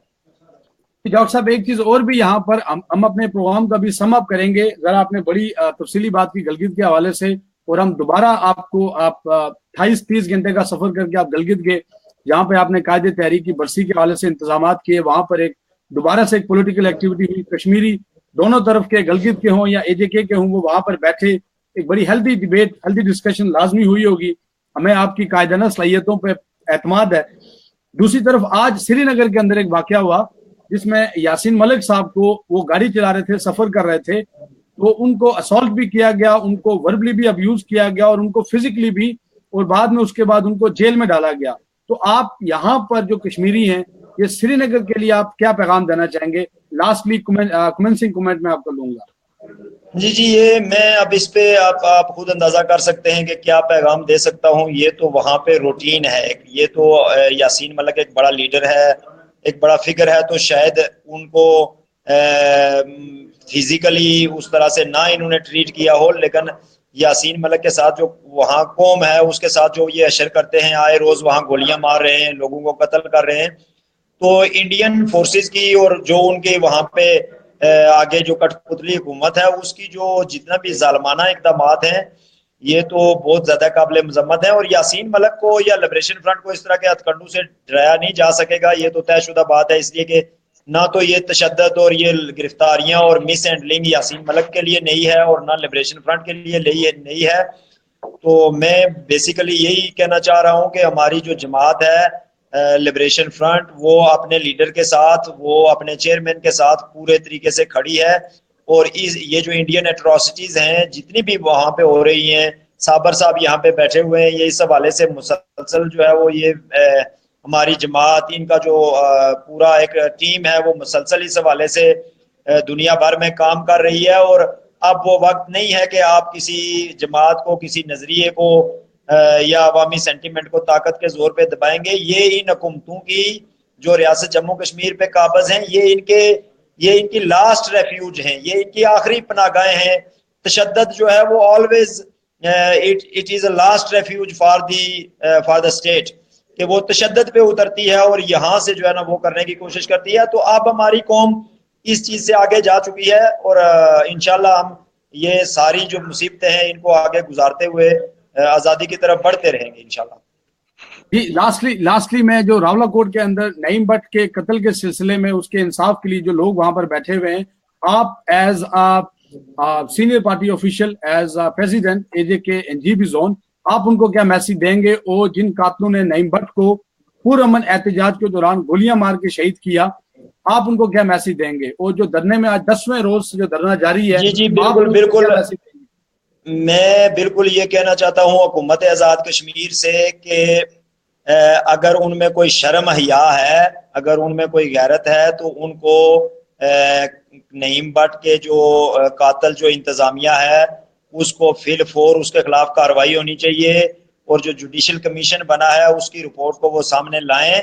یہ جو اینگر اور غم و غصہ ہے یہ بالکل جینون ہے. لوگ جو ہیں وہ ابھی تو لوگ بیہیو کر رہے ہیں, لیکن آنے والے دنوں میں لوگ نہ تو پرامن رہیں گے نہ بیہیو کریں گے. تو یہ بنیادی طور پہ چونکہ ایک مس کنڈکٹ کا کیس ہے, انہوں نے سول لوگوں پر, ان آرمڈ لوگوں پر, بالکل پرامن لوگوں پر گولیاں چلائی ہیں. اس میں ایس پی اور ڈی سی جو ہیں وہ ملوث ہیں, وہ موقع پر موجود تھے, وہ خود بھی ان گولیاں چلانے والوں میں شریک تھے. تو ان کے خلاف کارروائی جو ہے یہ بالکل ایک جینون ڈیمانڈ ہے, پورے کشمیر کی یہ ڈیمانڈ ہے. اور ہم جوڈیشل کمیشن کا بحیثیت جماعت ہم صرف جوڈیشل کمیشن کی رپورٹ کا انتظار کر رہے ہیں. اور یہ امان صاحب کی جو برسی کی جو تقریبات تھیں ان میں ہم تھوڑے مصروف تھے. اب یہ تقریبات بھی انشاءاللہ اگلے اس ویک میں ساری تقریبات تقریباً اپنے اختتام کی طرف بڑھ رہی ہیں. تو اس کے بعد بحیثیت مجموعی پوری جماعت جو ہے وہ اس حوالے سے ایک لایا عمل دے گی. لیکن ہم یہ چاہتے ہیں کہ اس سے پہلے یہ حکومت جو ہے وہ جو اس نے وعدے کیے ہیں, جو انہوں نے بالکل ہمارے چیئرمین نے وہاں سے سری نگر سے فون پہ ان کے ساتھ بات کی, تو انہوں نے جوڈیشل کمیشن کا بھی اوکے کیا, انہوں نے کارروائی کا بھی کہا, انہوں نے جو متاثرہ فیملی ہے ان کے لیے جو ایک پراپر جو ان کی تکلیف اور غم کے ازالے کے لیے بھی ایک وعدہ کیا کہ ہم اس کو پورا وہ کریں گے. تو اس وقت جو لوگوں کی مین ڈیمانڈ ہے وہ یہ ہے کہ جو اہلکار اس میں ملوث ہیں ان کے خلاف کارروائی کی جائے اور یہ فوری ہونی چاہیے. خواجہ کبیر صاحب, آپ میرے ساتھ کو ہوسٹ بھی ہیں, میرے پروڈیوسر بھی ہیں, آپ کوئی کوشچن پوچھنا چاہیں؟ کیونکہ ڈاکٹر صاحب گلگت میں بڑے سفر کیا انہوں نے اور بڑی ایک دن مصروف دن تھا ان کا. نہیں, ڈاکٹر صاحب کے چہرے سے ابھی بھی تھکاوٹ ہے. یہاں ہے یقیناً 30-32 گھنٹے کا بائی کوچ سفر, اور ہماری جو سڑکیں ہیں ان کا ہمیں پتا ہے کیا حالت ہوتی ہے. یہ تو واقعی مجاہدانہ رول ہوتا ہے ان لوگوں کا. اور پھر ڈاکٹر صاحب کے ساتھ اور بھی جو بھی لوگ وہاں پہنچے, اتنا لمبا سفر کر کے, پہلے بھی کچھ ایکٹیویٹیز رہی آزاد کشمیر میں, اور اس مصروفیت کے باوجود وہ وہاں جا پہنچے. تو میرے خیال میں آج انہوں نے جو جموں کشمیر ٹی وی کو ٹائم دیا یہ بھی ان کی بڑی زیرہ نوازی ہے. میں صرف اتنا پوچھنا چاہوں گا کہ ڈاکٹر صاحب جو راولہ کوٹ کا ساجد صاحب نے آپ سے پوچھا ہے, آج تیسرا دن ہے کہ وہاں بار بار خواتین بھی 2-3 گھنٹے کے لیے وہاں دھرنا دے رہی ہیں, تو اس کے باوجود حکومت نے جو وعدے کیے پہلے دن آپ لوگوں سے جو وعدے کیے کوئی ایک بھی چیز ابھی تک پوری نہیں ہوئی, 1 مہینہ گزرنے کے باوجود بھی. آپ کیا سمجھتے ہیں کہ حکومت صرف ٹائم گین کر رہی ہے تاکہ یہ معاملات ٹھنڈے پڑ جائیں, اور آپ کیا سمجھتے ہیں کہ یہ ٹھنڈے پڑ جائیں گے؟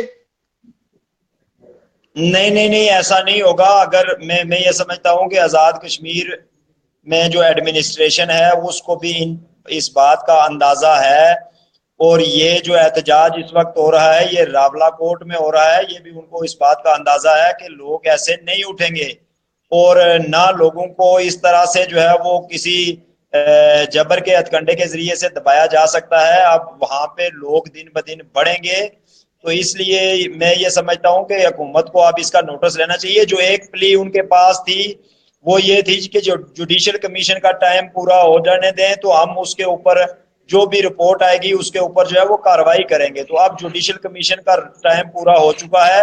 ایک تو یہ جو وہاں پہ احتجاجی مظاہرین بیٹھے ہوئے ہیں جو ان کا مطالبہ ہے جوڈیشل کمیشن کی رپورٹ کو سامنے لایا جائے, اور جو اس میں فائرنگ میں ملوث جو ہیں وہ اہلکار ہیں ان کے خلاف کارروائی کی جائے. یہ کوئی بڑا مطالبہ نہیں ہے, اور نہ ہی جو ہے نا وہ یہ کوئی ایسا مطالبہ ہے کہ جس کے اوپر عمل نہیں ہو سکتا ہے. اس لیے میں سمجھتا ہوں کہ گورنمنٹ کو فوری طور پہ اس پہ عمل کرنا چاہیے, اور اگر حکومت اس پہ عمل نہیں کرے گی تو یہ حکومت یا ایڈمنسٹریشن بھول جائے کہ لوگ جو ہے وہ کسی دباؤ کے زیر اثر آ کر تو یہ کریں گے. تو اب حکومت کے پاس اگر وہ پہلے یہ پالیسی تھی کہ وہ ٹائم گین کرنا چاہ رہی تھی یا کچھ, تو ہم بھی ایک اس میں تھے کہ جی ہمارے پاس جو ہے نا وہ جوڈیشل کمیشن کی رپورٹ کا ہم انتظار کر رہے تھے. تو اب رپورٹ آنی چاہیے, اب مزید کوئی ٹائم نہیں ہے. پچھلے دنوں اسٹیٹ نے یہ بھی پالیسی اختیار کی کہ جی وزیر اعظم یہاں پہ نہیں ہے تو اس لیے جو چیزیں پینڈنگ ہو رہی ہیں, تو اب مجھے پتہ نہیں ہے ایگزیکٹلی کہ وہ واپس آ گئے ہیں موصوف یا نہیں,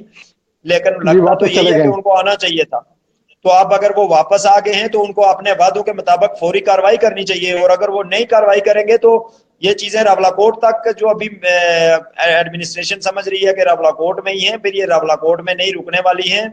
پھر یہ جو دھرنے ہیں ان دھرنوں کا تسلسل اور ان ہڑتالوں کا تسلسل جو ہے وہ راجہ فاروق حیدر صاحب کو جن کی کشتی پہلے ہی ڈاواڈول ہے وہ لے ڈوبے گا, اور جو یہ کام نہیں ہونے دے رہے ہیں جو طاقتیں, وہ طاقتیں بھی جو ہیں وہ راجہ فاروق حیدر صاحب کو یہ بات سمجھنا چاہیے کہ وہ یہ جواز بنائیں گی پھر, اور وہ ان کو چلتا کریں گی. تو اس سے بہتر یہ ہے کہ وہ ڈی سی ایس پی کو چلتا کر دیں, وہ خود چلتے نہ ہوں.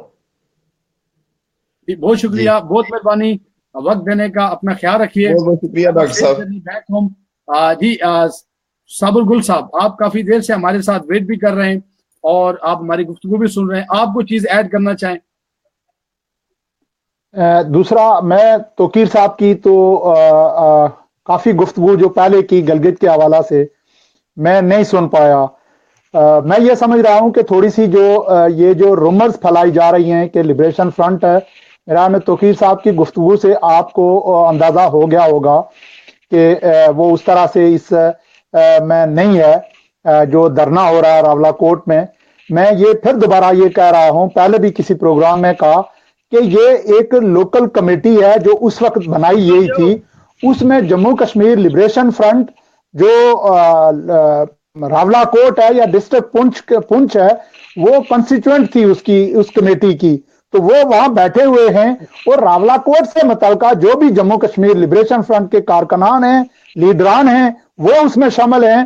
اور جب یہ جموں کشمیر لبریشن فرنٹ کا جو مرکز ہے وہ اس میں اقدام اٹھائے گا, ابھی چونکہ ہم رپورٹ کا انتظار کر رہے تھے, تو اب پارٹی کا موقف سامنے آئے گا, اور انشاءاللہ جو جس طرح توقیر صاحب نے بھی کہا کہ پارٹی پہلے سے اناؤنس کردہ پروگرامات میں وہ انوالو تھی, تو اس میں کوئی یہ بالکل دو ٹوک ہے کہ کسی خام خیالی میں نہ رہے کہ نہیں بٹ کے قاتل کو ہم اس طرح سے چھوڑ دیں گے, نہیں بٹ کے قاتلوں کو کافر کردار تک پہنچایا جائے گا, اور ہم کوئی ایسی ڈیمانڈ نہیں کر رہے कोई अनहोनी बात नहीं कर रहे।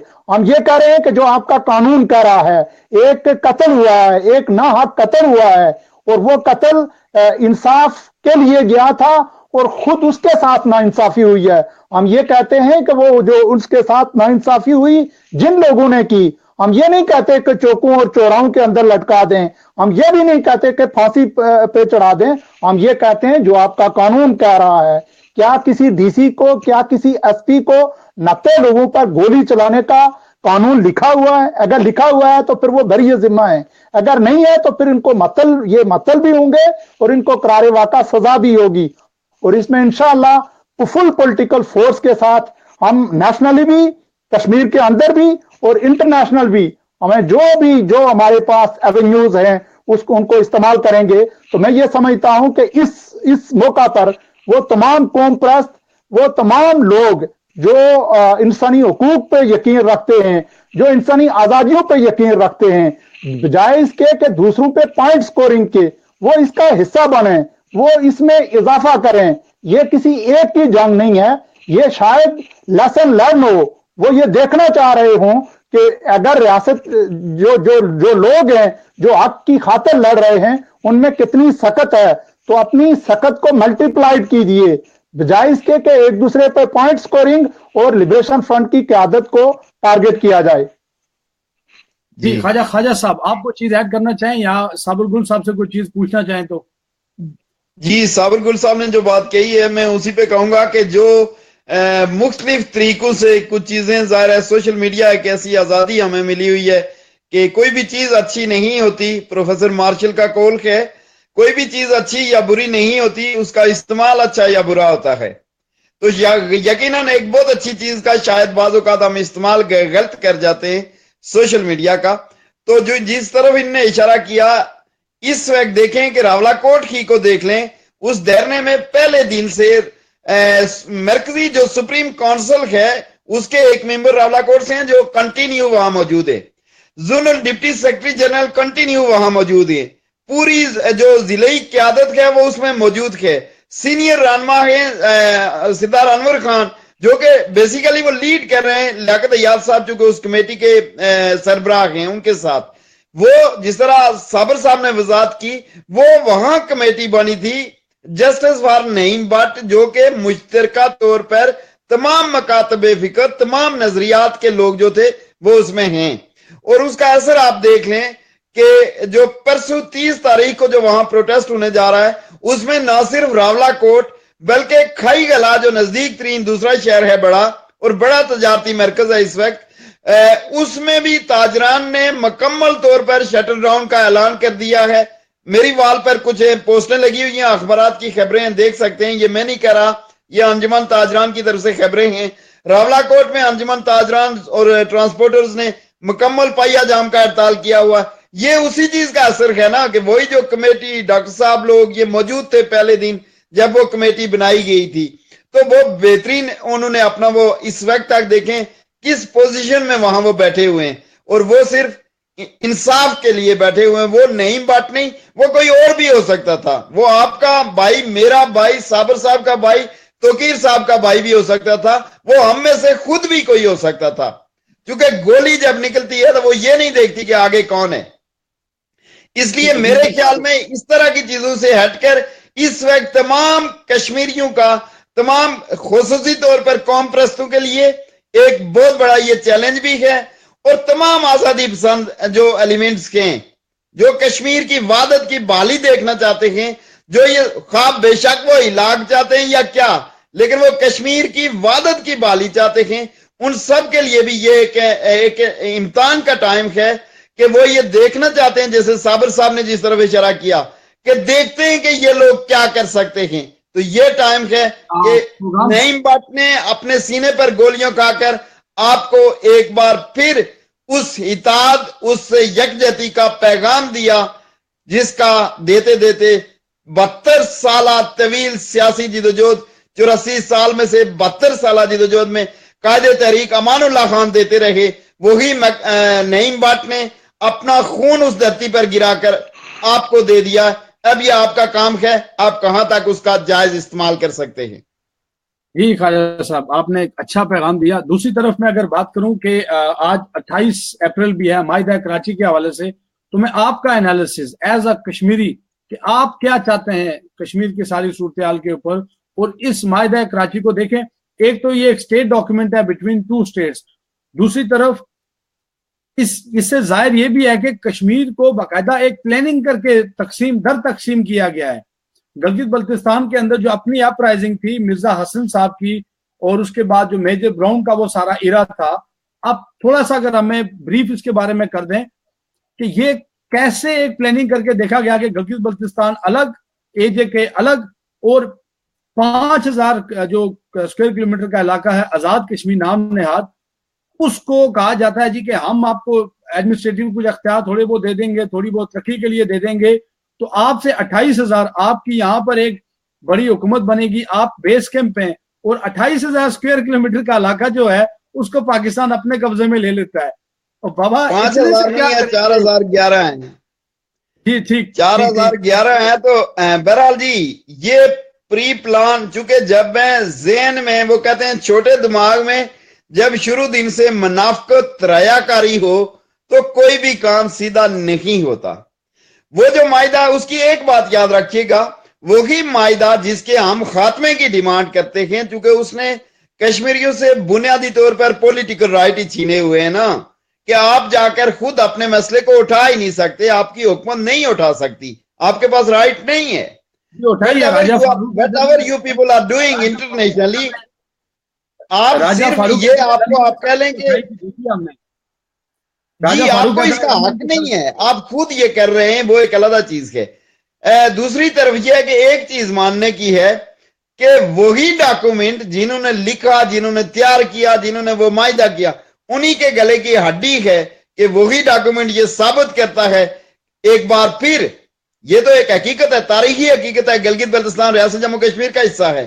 لیکن جو نہیں کہتے ہیں کہ نہیں، ان کے لیے وہی معاہدہ گلے کی ہڈی ہے. وہی معاہدہ بھی یہ ثابت کرتا ہے کہ دو حکومتوں کے درمیان معاہدہ ہوا، دو مختلف سٹیٹس کے درمیان معاہدہ ہوا.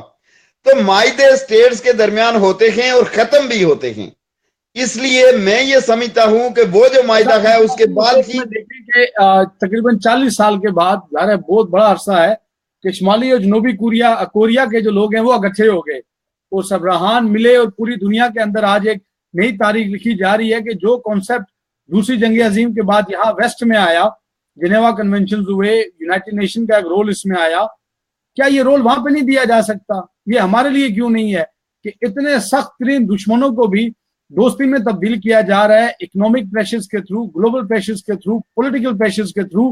لیکن ایک چھوٹا سا خطہ ہے کشمیر، اور اس کی آبادی اگر آپ اس کا پرسپیکٹو دیکھیں، 1.25 ارب ہندوستان، 21 کروڑ 40 لاکھ پاکستان کی پاپولیشن، اور 2.25 کروڑ کشمیری. یہ اگر کشمیری ہندوستان میں شامل ہوتے ہیں تو 1% سے بھی کم بنتے ہیں، پاکستان میں شامل ہوں تو 10% بھی نہیں بنتے. یہ کیا کریں گے؟ ساجد صاحب، شاید آپ نے بچپن میں ایک کہانی ضرور پڑھی ہوگی کہ ایک بلی کہیں سے کیک چرا کر لے آئی تھی. ہماری باری سلیبس چینج ہو گیا تھا، دونوں آپ دو تھی تو دونوں لڑنے لگی کہ ایک نے کہا میں نے محنت زیادہ کی ہے، دوسری نے کہا میں نے زیادہ کی ہے. اوپر سے بندر آ گیا ان کے درمیان منصفی کرنے. اس نے سامنے ترکڑی رکھی، ترازو، اور تولنا شروع کیا. 2 ٹکڑے کیے، ایک تھوڑا بڑا ہو گیا تو اس نے وہاں سے کاٹ کے کھا لیا کہ یہ بڑا ہو گیا ہے. دوسری طرف وہ ترازو نیچے چلا گیا، وزن زیادہ ہو گیا تو اس نے وہاں سے کاٹ کے کھا لیا کہ اب میں برابر کر رہا ہوں. کرتے کرتے کیک پورا ختم ہو گیا، ایک طرف ایک ٹکڑا بچ گیا. تو بلیوں نے وہ لے کے جمپ لگا کے درخت پہ چلا گیا. بلیوں نے کہا بھائی یہ کیا کیا؟ کہتا ہے یہ تولنے کی مزدوری لی ہے میں نے. اب یہی مثال وہاں ہے کہ ہمارے جو آپ کہتے ہیں کہ 2 بڑے دشمن دوست بن گئے، مل گئے، انہوں نے خود یہ فیصلہ کیا، ورنہ یہ دنیا نہیں چاہتی کہ وہ آپس میں ملے. ہمارے ہاں جو ہمارے وکیل ہیں، جو ہمارے بڑے بھائی کہلاتے ہیں، جو کہتے ہیں سب کچھ ہم نے کرنا ہے، وہی اصل میں انہوں نے ہی بنیادی طور پر 2 حقیقی بھائیوں میں دشمنیاں پیدا کی ہیں. گلگت والوں کو کہا کہ کشمیری آپ سے دور ہیں، آپ کے مسائل پہ بات نہیں کرتے. ان کو یہ کہا کہ آپ انتظام نہیں سنبھال سکیں گے چونکہ آپ سے یہ بہت دور ہے. اور میں حیران اس لیے ہوں کہ کتنے نااہل تھے وہ بھی جنہوں نے معاہدہ کیا. وہ کہتے تو تھے ہم پورا کشمیر آزاد کروائیں گے, تو ان سے یہ نہیں سنبھالا جاتا تھا کہ جی انتظامی امور نہیں سنبھال سکیں گے. یہ اس وقت کی غلطیاں ہیں ان لوگ کی, ہم انہیں مسترد کرتے ہیں ان غلطیوں کو. لیکن معاہدہ ہوا ہے تو سٹیٹ کے درمیان ہوا ہے, سٹیٹ کا معاہدہ ہے, یہ اس کی ایک پازیٹیو چیز ہے, یہ بھی یاد رکھیے گا. اگر وہ نہ ہوتا تو شاید آج گلگت کے عوام تو کلیم کرتے ہیں لیکن شاید ہم اس پوزیشن میں نہ ہوتے. یہ بھی یاد رکھیے, یہ اس کا ایک پازیٹیو صرف ایک پہلو ہے. ایک چیز اور بھی ہے نا, ایک پولیٹیکل پرسپیکٹیو اس کا یہ بھی ہے کہ دیکھیں اس میں پاکستان کا اپنا کانسٹیٹیوشنل پارٹ آئین کا 257, ہندوستان کا 370, 35A اور یونائٹڈ نیشن کی 1.5 درجن سے زائد ریزولوشنز بھی تو اس ایریا کو جسٹیفائڈ کرتی ہیں. یہ متنازع علاقہ ہے, نہ یہ ہندوستان کا ہے نہ یہ پاکستان کا ہے. سر پاکستان کا تو کانسٹیٹیوشن کا جو آرٹیکل 2 ہے وہ بھی کرتا ہے نا کہ پاکستان 4 اکائیوں پر مشتمل ایک کنفیڈریشن کے, تو اس میں 5واں تو ہے ہی نہیں نا, اس میں 4 ہی ہیں. یہ باؤنڈریز ہیں 79609 اسکوائر مائلز جو ہے ان کا, اس میں یہ علاقے کاؤنٹڈ نہیں ہیں. نہیں ہے. ہندوستان کے رقبے میں بھی ریاست جموں کشمیر کا کوئی علاقہ نہیں ہے, پاکستان کے رقبے میں بھی نہیں ہے یہ, ٹھیک ہے. بنیادی طور پر اصل میں کیا ہے, کشمیریوں سے کسی کو پیار نہیں, نہ تو انڈیا کو نہ پاکستان کو. ہاں ان کو بہت پیارا ہے کشمیر کے ریسورسز جس کو 70 سالوں سے لوٹ رہے. ان کے پاس تو بڑا علاقہ ہے نا بھارت کے پاس, وہ تو بہت کچھ کرتا ہے. لیکن انہوں نے گلگت بلتستان کو بھی کھنڈرات میں تبدیل کیا. جیسے ابھی وہاں سے آپ کو بتایا جا رہا ہے گلگت سے کہ وہاں سب سے زیادہ بے روزگاری جو ہے وہ گلگت کے اندر ہے. وہاں اچھے تعلیمی ادارے کبھی قائم نہیں کیے گئے. اور دوسری طرف یہ 4011 مربع میل پر بیٹھنے والے جو اپنے آپ کو وزیر اعظم کہلاتے ہیں, ان کے ناموں کے ساتھ لفظ وزیر اعظم زیب نہیں دیتا. وہاں ان کو لالچ دی گئی, وظیفے دیے گئے, جو بنگلے دیے گئے, گاڑیاں دی گئی کہ آپ عیاشی کریں, اور وہ بھول گئے کہ ہماری ریاست کے ٹکڑے کر دیے گئے. لیکن آج کا کشمیری باشعور کشمیری ہے, آج کا نوجوان ٹیکنالوجی کے دور کا نوجوان ہے. آج کے نوجوان کو کسی کی سپیچ سننے کی ضرورت نہیں, ٹی وی پر کسی کے انٹرویو سننے کی ضرورت نہیں, وہ خود ایک کلک کرتا ہے تو پوری انفارمیشن لے لیتا ہے. لہذا اب ان غاصبوں کو آج کے نوجوان سے واسطہ ہے. لاسٹ سیگمنٹ ہے, آلموسٹ 10-15 منٹس میں پروگرام کو کمنس کروں گا. سلطان سیم صاحب بھی ہمارے ساتھ ہیں, انہوں نے بھی ہمیں جوائن کیا ہے, وہ کافی دیر سے ہمارے ساتھ منسلک تھے. میں لاسٹلی کیونکہ وہ ایک وکیل ہیں, ایک پروفیشنل ان کی ظاہر ہے آپ کہہ سکتے ہیں کہ ایک رائے بھی ہوگی, تو یہ جو چیزیں تھیں کہ کانسٹیٹیوشنلی اور لا فلی ہم گلگت بلتستان کو پاکستان کا حصہ نہیں سمجھتے. صدام سیم صاحب آپ کی اس پہ رائے, اور یہ جو کراچی پیکٹ ہے اس کی کیا لیگل اوبلیگیشنز یا بائنڈنگز ہیں؟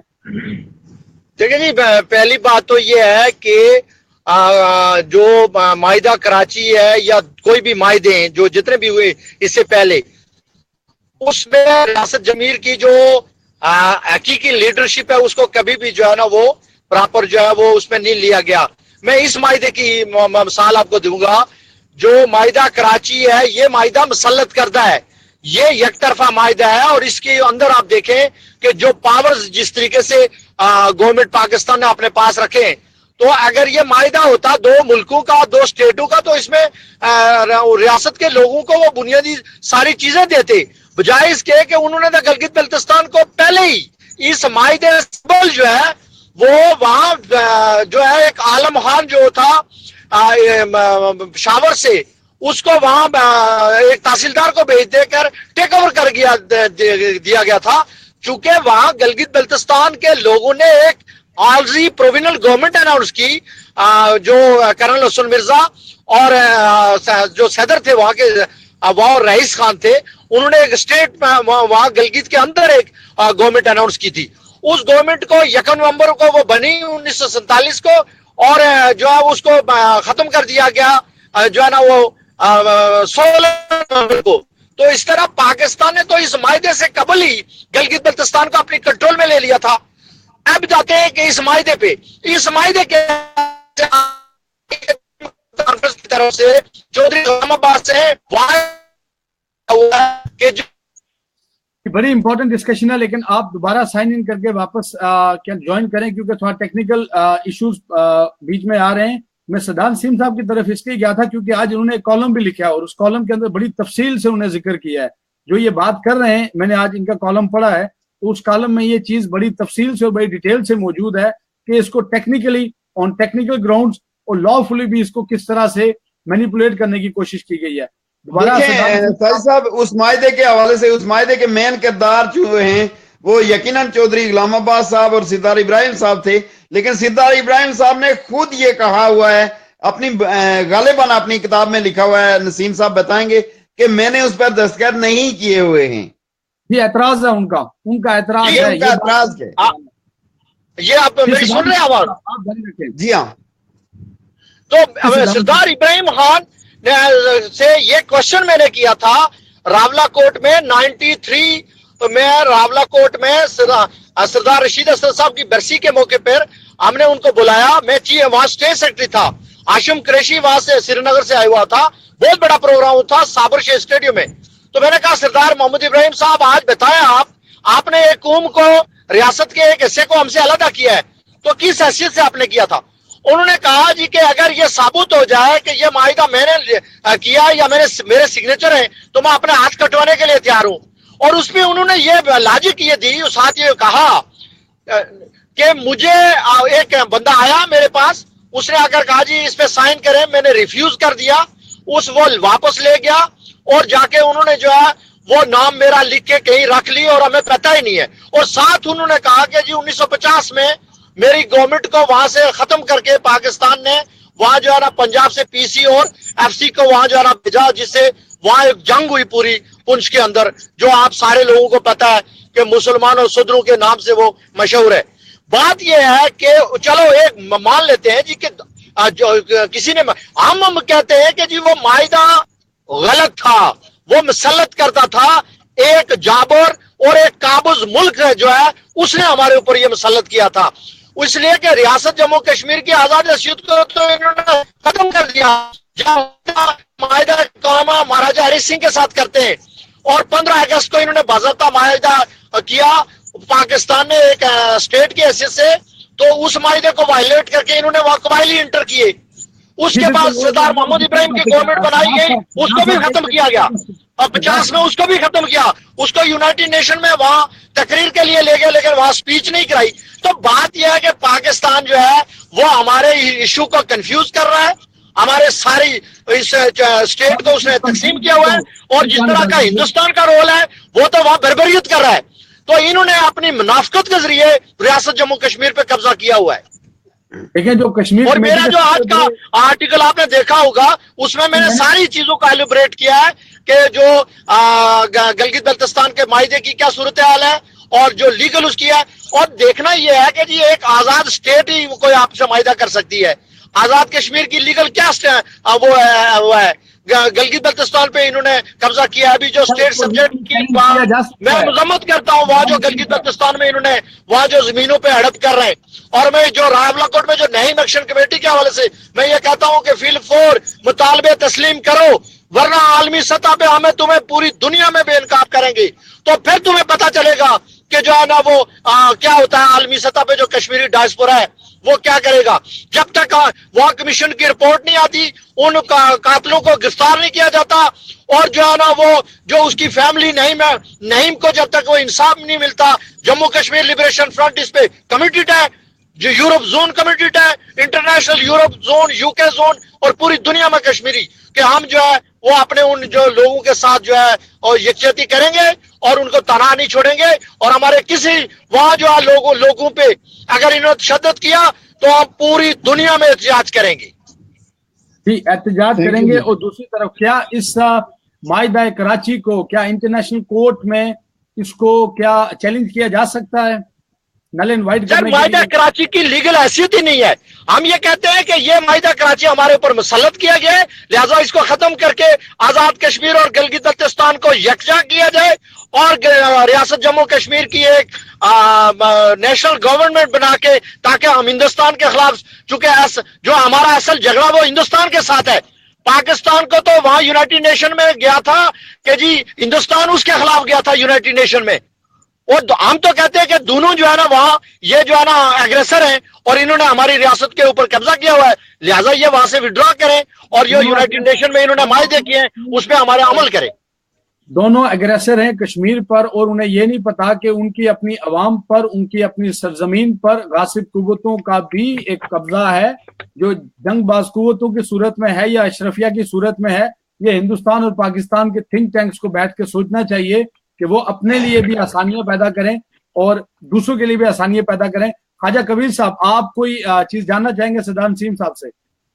جی، یہ جو نسیم صاحب نے کہا ہے نا کہ دو اسٹیٹوں کے درمیانی معاہدے ہوتے ہیں، جو بات میں نے پہلے کی تھی کہ اس معاہدے میں صرف ایک چیز ہے جو آپ کہہ لیں کہ تھیوریٹیکلی یہ واضح کرتی ہے کہ انہوں نے اگر معاہدہ کیا تھا اس وقت تو کیوں کیا تھا؟ وہ اس لیے کیا تھا کہ گلگت بلتستان ریاست جموں کشمیر کا حصہ تھا، گو کہ بے ایمانی کی بنیاد پر کیا۔ جو میں نے ان سے کلیریفیکیشن بھی لی، وہ کہتے ہیں میں نے خود سردار ابراہیم صاحب سے کویسچن کیا تھا، کیونکہ میں نے کہیں یہ چیز پڑھی تھی کہ سردار صاحب نے کہا کہ اگر میرے دستخط ثابت ہو جائیں تو میں اپنے ہاتھ کٹوا دوں گا۔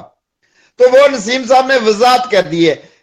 اب جو معاہدہ کراچی ہے یا جو بھی معاہدے، ان کو تو ہم کوئی بھی نہیں مانتا، کشمیری بغیرت کشمیری تو نہیں مانتے، زر خرید وظیفہ خور اس کو اپنے گلے کی ہڈی گلے کے وہ ہار بنائے ہوئے ہیں۔ نسیم صاحب جو راولہ کوٹ میں آج 4 دن ہو گئے، 4 دن سے خواتین بھی روزانہ وہاں شرکت کرتی ہیں، اور جو 30 تاریخ کو وہاں شٹر ڈاؤن اور پائیا جام ہو رہا ہے، اس میں بھی ایک وسیع تعداد میں خواتین بھی شامل ہوں گی۔ آپ کیا پیغام دینا چاہیں گے وہاں کی انتظامیہ کو؟ چونکہ خواتین تو آئیں گی سڑکوں پر، اسکولوں کے بچے بھی آئیں گے، کالج اور یونیورسٹی کے اسٹوڈنٹس بھی ہوں گے، ان کا اپنا ایک طریقہ ہوتا ہے۔ ایسے میں آپ باعثیت ایک وکیل کے، آپ وہاں کی انتظامیہ کو کیا میسج دینا چاہتے ہیں؟ دیکھیں جی، میں انتظامیہ کو یہ کہنا چاہتا ہوں کہ آپ نے کمٹمنٹ کی ہے، JKLF سے کمٹمنٹ کی ہے، آپ جو ہے نا وہ اس پہ عمل کریں، کمیشن کی رپورٹ کو شائع کریں، اور جو وہاں جو کلپریٹ ہیں ان کو جو ہے وہ گرفتار کریں، ان کے خلاف کاروائی کریں، اور جو لیگل جو اس کی جو سٹیٹس ہے اس کو آن کریں۔ اگر آپ یہ نہیں کریں گے تو وہاں ایک صورتحال خراب ہوگی۔ اور میں آپ کو ایک بات کہنا چاہتا ہوں کبیر صاحب کہ یہ جان بوجھ کے یہ جو سچویشن بن رہی ہے، یہ گورنمنٹ طاقت استعمال کرنا چاہتی ہے، اور وہاں پاکستانی ادارے ان کو طاقت استعمال کرنے کے لیے کہہ رہے ہیں کہ ان کو طاقت سے کرش کرو۔ میں تو ذاتی طور پر اب بھی یہ کہتا ہوں اپنے لوگوں سے کہوں گا جو وہاں وہ لوگ بیٹھے ہوئے کہ وہ ہر حال میں پیسفل رہیں۔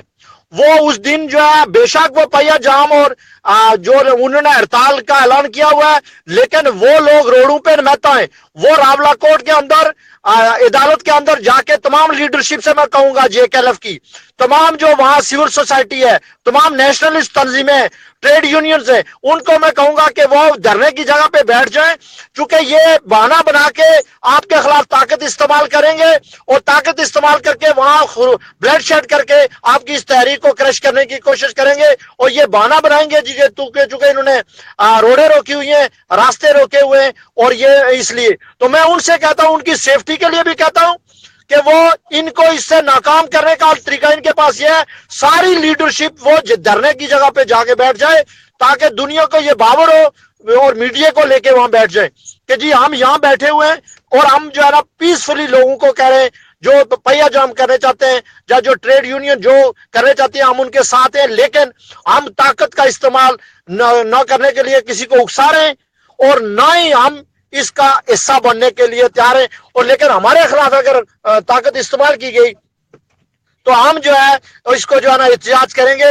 اور میں اپنے پھر کہوں گا اپنی بہنوں، بیٹیوں، بھائیوں، بچوں جو بھی ہیں کہ وہ اس کو پرامن رکھنے کی کوشش کریں، چونکہ پاکستانی ادارے آزاد کشمیر حکومت کو گرانے چاہتے ہیں، اور وہ یہ بہانہ بنا کے وہ ایک law and order situation create کر کے یہ ہمارے ذمہ ڈالنے چاہتے ہیں۔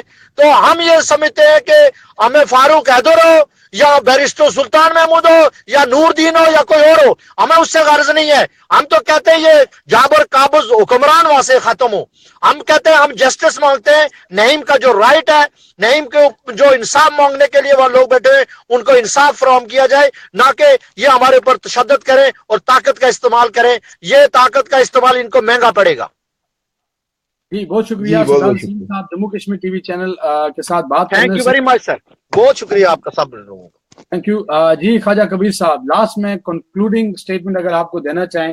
آج ان 3 ٹاپکس پہ ہم نے بات کی، امان صاحب کی برسی کے حوالے سے، دوسری طرف راولا کوٹ میں دھرنا، تیسری طرف گلگت کے اندر وہاں پر امان صاحب کی برسی کے حوالے سے راولا کوٹ میں اگین دھرنا، پھر اگین سری نگر میں آج ایک واقعہ ہوا. یہ ساری صورتحال اور پھر معاہدہ کراچی، اگر ایک بااختیار ایک قومی حکومت دی جائے تو یہ جو چھوٹے چھوٹے ایڈمنسٹریٹو مسائل ہیں یہ تو کبھی جنم نہیں لیں گے، یہ تو کبھی پیدا نہیں ہوں گے. تو ان کی اپنی نالائکیاں جو ہیں وہ ان کے لیے بھی مشکلات کا سبب بنتی ہیں، اور ہمارے لیے بھی آپ کہہ سکتے ہیں کہ زہر قاتل ہیں. آپ اس پہ کنکلوڈنگ. اگر ان تمام چیزوں کو ایک ٹیبل پر لے آئیں، تمام چیزوں کو، خواہ وہ منقسم ریاست جموں کشمیر کے اس پار سے ہو یا اس پار سے، وہ سری نگر سے ہو، گلگت سے ہو، راولا کوٹ سے ہو، مظفر آباد سے ہو، کہیں سے بھی ریاست کے کسی بھی حصے سے ہو، ان سب کی جو کڑیاں ہیں وہ ملتی ہیں. وہ اس طرح ملتی ہیں کہ ہر دونوں جانب غاصب ہیں، قابض ہیں. اور وہ اگر آپ کو بااختیار، اگر آپ کے مسائل کا حل چاہتے ہوں، اگر آپ کو باعزت زندگی دینا چاہتے ہوں، تو وہ ایسا کریں ہی کیوں؟ وہ تو اپنا کام کر رہے ہیں اور ان کو کرنا چاہیے، وہ ان کا کام ہے. کیونکہ اگر آپ جس طرف اشارہ کر رہے ہیں، با اختیار ایک چھوٹی سی گورنمنٹ، جناب اگر ایسا ہو جائے گا تو آپ کے بڑے بوٹوں والوں کے پیٹ بھی بہت بڑے بڑے ہیں، وہ کیسے پورے ہوں گے؟ ہر دونوں جانب 75% جو بجٹ جاتا ہے وہ غریب عوام کی تعلیم اور ایجوکیشن اور ہیلتھ پہ نہیں جاتا، وہ بڑے بوٹوں والوں کے بڑے پیٹ بھرنے کے لیے جاتا ہے. وہ کیسے ہوگا؟ اس طرف تو پھر بھی اتنے بڑے بوٹوں والے سامنے نہیں آتے، اس طرف والے تو سارے سیاسی ہیں. یہاں 2 طرح کی سیاست تو بہت ہی زیادہ ہے. ایک ملاؤں کی سیاست جن کو وہ مسجدوں میں تقریریں کر کر کے جوش آتا ہے سیاست میں آ جاتے ہیں. دوسرا ان بڑے بوٹوں والوں کی سیاست جن کا کام وطن کی سرحدوں کی حفاظت کرنا ہوتا ہے، وہ آ کر سیاست میں انوالو ہو کر اپنے پیسے. اب یہ تمام اپنا جو جیب خرچہ ہے ان کا پرتعیش لائف، اس کو خطرے میں ڈال کے آپ کو کیوں با اختیار بنائیں؟ آخر وہ اتنے کوئی جاہل ہیں؟ لیکن یہ سوچنے کا مقام ہے اس عوام کا، نہ صرف کشمیری عوام کا بلکہ ہندوستان اور پاکستان کی عوام کا کام ہے کہ وہ یہ سوچیں کہ اس مسئلے پر ہی آخر یہ کیوں لوگوں کو جو ذہنی طور پر یرغمال بنائے ہوئے ہیں. ایک پاکستان میں تو 2 ہی ایشو ہیں، یا مذہب ہے یا کشمیر ہے، اور اس طرف بھی اب تقریباً ایسا ہی ہوتا جا رہا ہے، یا کنفیڈریشن کی وحدت کو خطرہ ہے تو یا پھر وہ ان کا بھی اب مذہب کا بھی ہو گیا ہے. تو یہ عام عوام کو سمجھنا ہوگا کہ یہ جو چھوٹے سے حصے کے یہ کشمیری ہیں جو انتہائی پرامن رہتے رہے، تاریخی طور پر آج بھی پرامن ہیں، یہ ان دونوں کے درمیان دوستی کا پل بھی بننا چاہتے ہیں. اور یہ صرف اپنی بات نہیں کرتے، یہ دونوں ملکوں کے عوام کی غربت، جہالت سے آزادی کی بات کرتے ہیں. یہ ان جاگیرداروں، سرمایہ داروں، لٹیروں سے اس عوام کی بھی آزادی کی بات کرتے ہیں. جس دن دونوں ملکوں کے عوام یہ سمجھ جائیں گے، جب وہ کشمیریوں کی حمایت میں، سپورٹ میں آ جائیں گے سامنے، اور وہ 2 ٹوک موقف اختیار کریں گے کہ کشمیریوں کو ان کا حق دو، تو یقین جانیے کہ ان کو پھر بھاگ کر اپنے ان بنگلوں میں جانا ہوگا جو بیرون ملک خالی پڑے ہوئے. نہ بندوق کی سیاست چلے گی، نہ صندوق کی چلے گی. بندوق سے ڈراتے ہیں اور صندوقیں بھر کے پھر بندوقوں سے ان کا پیرا کرتے ہیں. یہی سیاست ہے. آج اسی نوٹ پہ ہم اپنی گفتگو کا خاتمہ کرتے ہیں. ہمیں اجازت دیجیے. اجازت دینے سے پہلے ایک کنکلوڈنگ ریمارکس میں جو ہمیشہ اپنی سٹیٹمنٹ میں دیتا ہوں کہ امان اللہ خان صاحب کی سیاست ایک تاریخ ہے، تاریخ میں لکھا جا چکا ہے. اب میں یہ تاریخ پر چھوڑتا ہوں اور تاریخ کے طالب علم پر چھوڑتا ہوں کہ وہ انصاف کریں، اور انصاف اسی وقت ہوگا کہ جب وہ اس تاریخ کو پڑھیں گے. بغیر جانے، بغیر پہچانے کوئی بات نہ کی جائے تو زیادہ بہتر ہے. جب آپ پڑھ کے اس کشمیر کے پورے پرسپیکٹیو کو، پوری سیاست کو، پوری ریاست کو دیکھیں گے تو آپ کو سمجھ آ جائے گی کہ امان اللہ خان مرحوم کون تھے یا مقبول بٹ شہید کون تھے. دوسری طرف پھر سری نگر میں یاسین ملک کے ساتھ ہی ایسا ہوا، آزادی پسندوں کے ساتھ ایسا ہی ہوتا ہے. یہ ان کا گناہ ہے. یہ اس کا کفارہ وہ ادا کر رہے ہیں، چاہے راولہ کوٹ میں ہوں یا سری نگر میں ہوں۔ اسی طرح کے احتجاج گلگت میں بھی جاری ہیں۔ ڈاکٹر توقیر گیلانی صاحب نے تفصیلی بات کی، تو بجائے احتجاج کرنے کے روزانہ ایک ایک کر کے مرنے کے، کبھی بہتر ہے کہ لائن آف کنٹرول پہ اکٹھے بیٹھیں، یا گلگت بلتستان کے اندر کشمیری اکٹھے بیٹھیں، قافلے جموں سے بھی آئیں، لداخ سے بھی آئیں، سری نگر سے بھی آئیں، راولہ کوٹ سے بھی آئیں، مظفر آباد سے بھی آئیں، راولہ کوٹ سے بھی جائیں، وہ جا کے گلگت یا استور میں بیٹھیں۔ اور یا پھر ایسے ہو کہ جموں سے قافلہ آئے، مظفر آباد سے آئے، کوٹلی سے آئے، راولہ کوٹ سے آئے، گلگت سے آئے، لداخ سے آئے، استور سے آئے، منظر سے آئے، کٹھوا سے آئے، خنجراب سے آئے، وہ جا کے سری نگر میں بیٹھیں، تو تب کشمیری ایک ہوں گے۔ یہی اس کا حل ہے۔ آج پھر 28 اپریل پہ بات ہوئی، 28 اپریل معاہدہ کراچی۔ آپ کشمیر کی پھر تاریخ کا مطالعہ کریں، آپ کو پتہ چل جائے گا کہ 28 اپریل یہ جو معاہدہ کراچی تھا، یہ کس حوالے سے تھا، یہ کیا سازش تھی، کیا منصوبہ بندی تھی، اور آج اسی کا تسلسل ہے کہ کشمیر 3 حصوں میں قید ہے، 3 اکائیوں میں قید ہے۔ کشمیری تو اکٹھا ہونا چاہتے ہیں، انہیں ہونے نہیں دیا جا رہا، انہیں یا تو پاکستان روکتا ہے، یا ہندوستان روکتا ہے، یا چائنا سی پیک بنا کے روکتا ہے۔ تمام چیزوں پر میں چاہوں گا کہ ہمارے لوگ سوچ وچار کریں، فکر کریں، ہمیں اپنے پاس بلائیں، ہم ان کے پاس بیٹھ کے گفتگو کریں گے، آپ ہمارے پاس آئیں، ہم آپ کے پاس بیٹھ کے گفتگو کریں گے، 1 دفعہ نہیں، 2 دفعہ نہیں، 4 دفعہ، جب بھی مل بیٹھیں گے گفتگو کریں گے، جے کے ٹی وی پر گفتگو کریں گے۔ یہی آج کل کا ایک کہہ سکتے ہیں کہ پیٹرن ہے۔ آپ کو کوئی بھی چیز، کمنٹ، سجیشن، کمپلیمنٹ، ریگارڈز، جو بھی آپ بھیجنا چاہیں، طنز کرنا چاہیں، ہمارا چینل حاضر ہے، آپ ان باکس میں مجھے کریں، اور آپ اس کے بعد جے کے ٹی وی پہ جب ہم پروگرام کر رہے ہوں تو آپ اس کا حصہ بھی ہمارے ساتھ ضرور بنیں۔ ہمیں اجازت دیجیے، اور آخر میں نعیم بٹ کے قاتلوں کو سزا دو، سزا دو۔ 10 روز آج ہو چکے، راولہ کوٹ کے اندر انصاف کے منتظر لوگ بیٹھے ہیں۔ یہ تب تک بیٹھے رہیں گے جب تک نعیم بٹ کا انصاف نہیں ملتا۔ ہم پوری دنیا سے ان کی سیاسی، اخلاقی، سفارتی سپورٹ کرتے رہیں گے۔ 30 تاریخ کو راولہ کوٹ کے اندر دمادم مست کلندر ہوگا۔ دیکھتے ہیں 30 تاریخ تک۔ ہمیں اجازت دیجیے، اللہ نگہبان، اللہ حافظ۔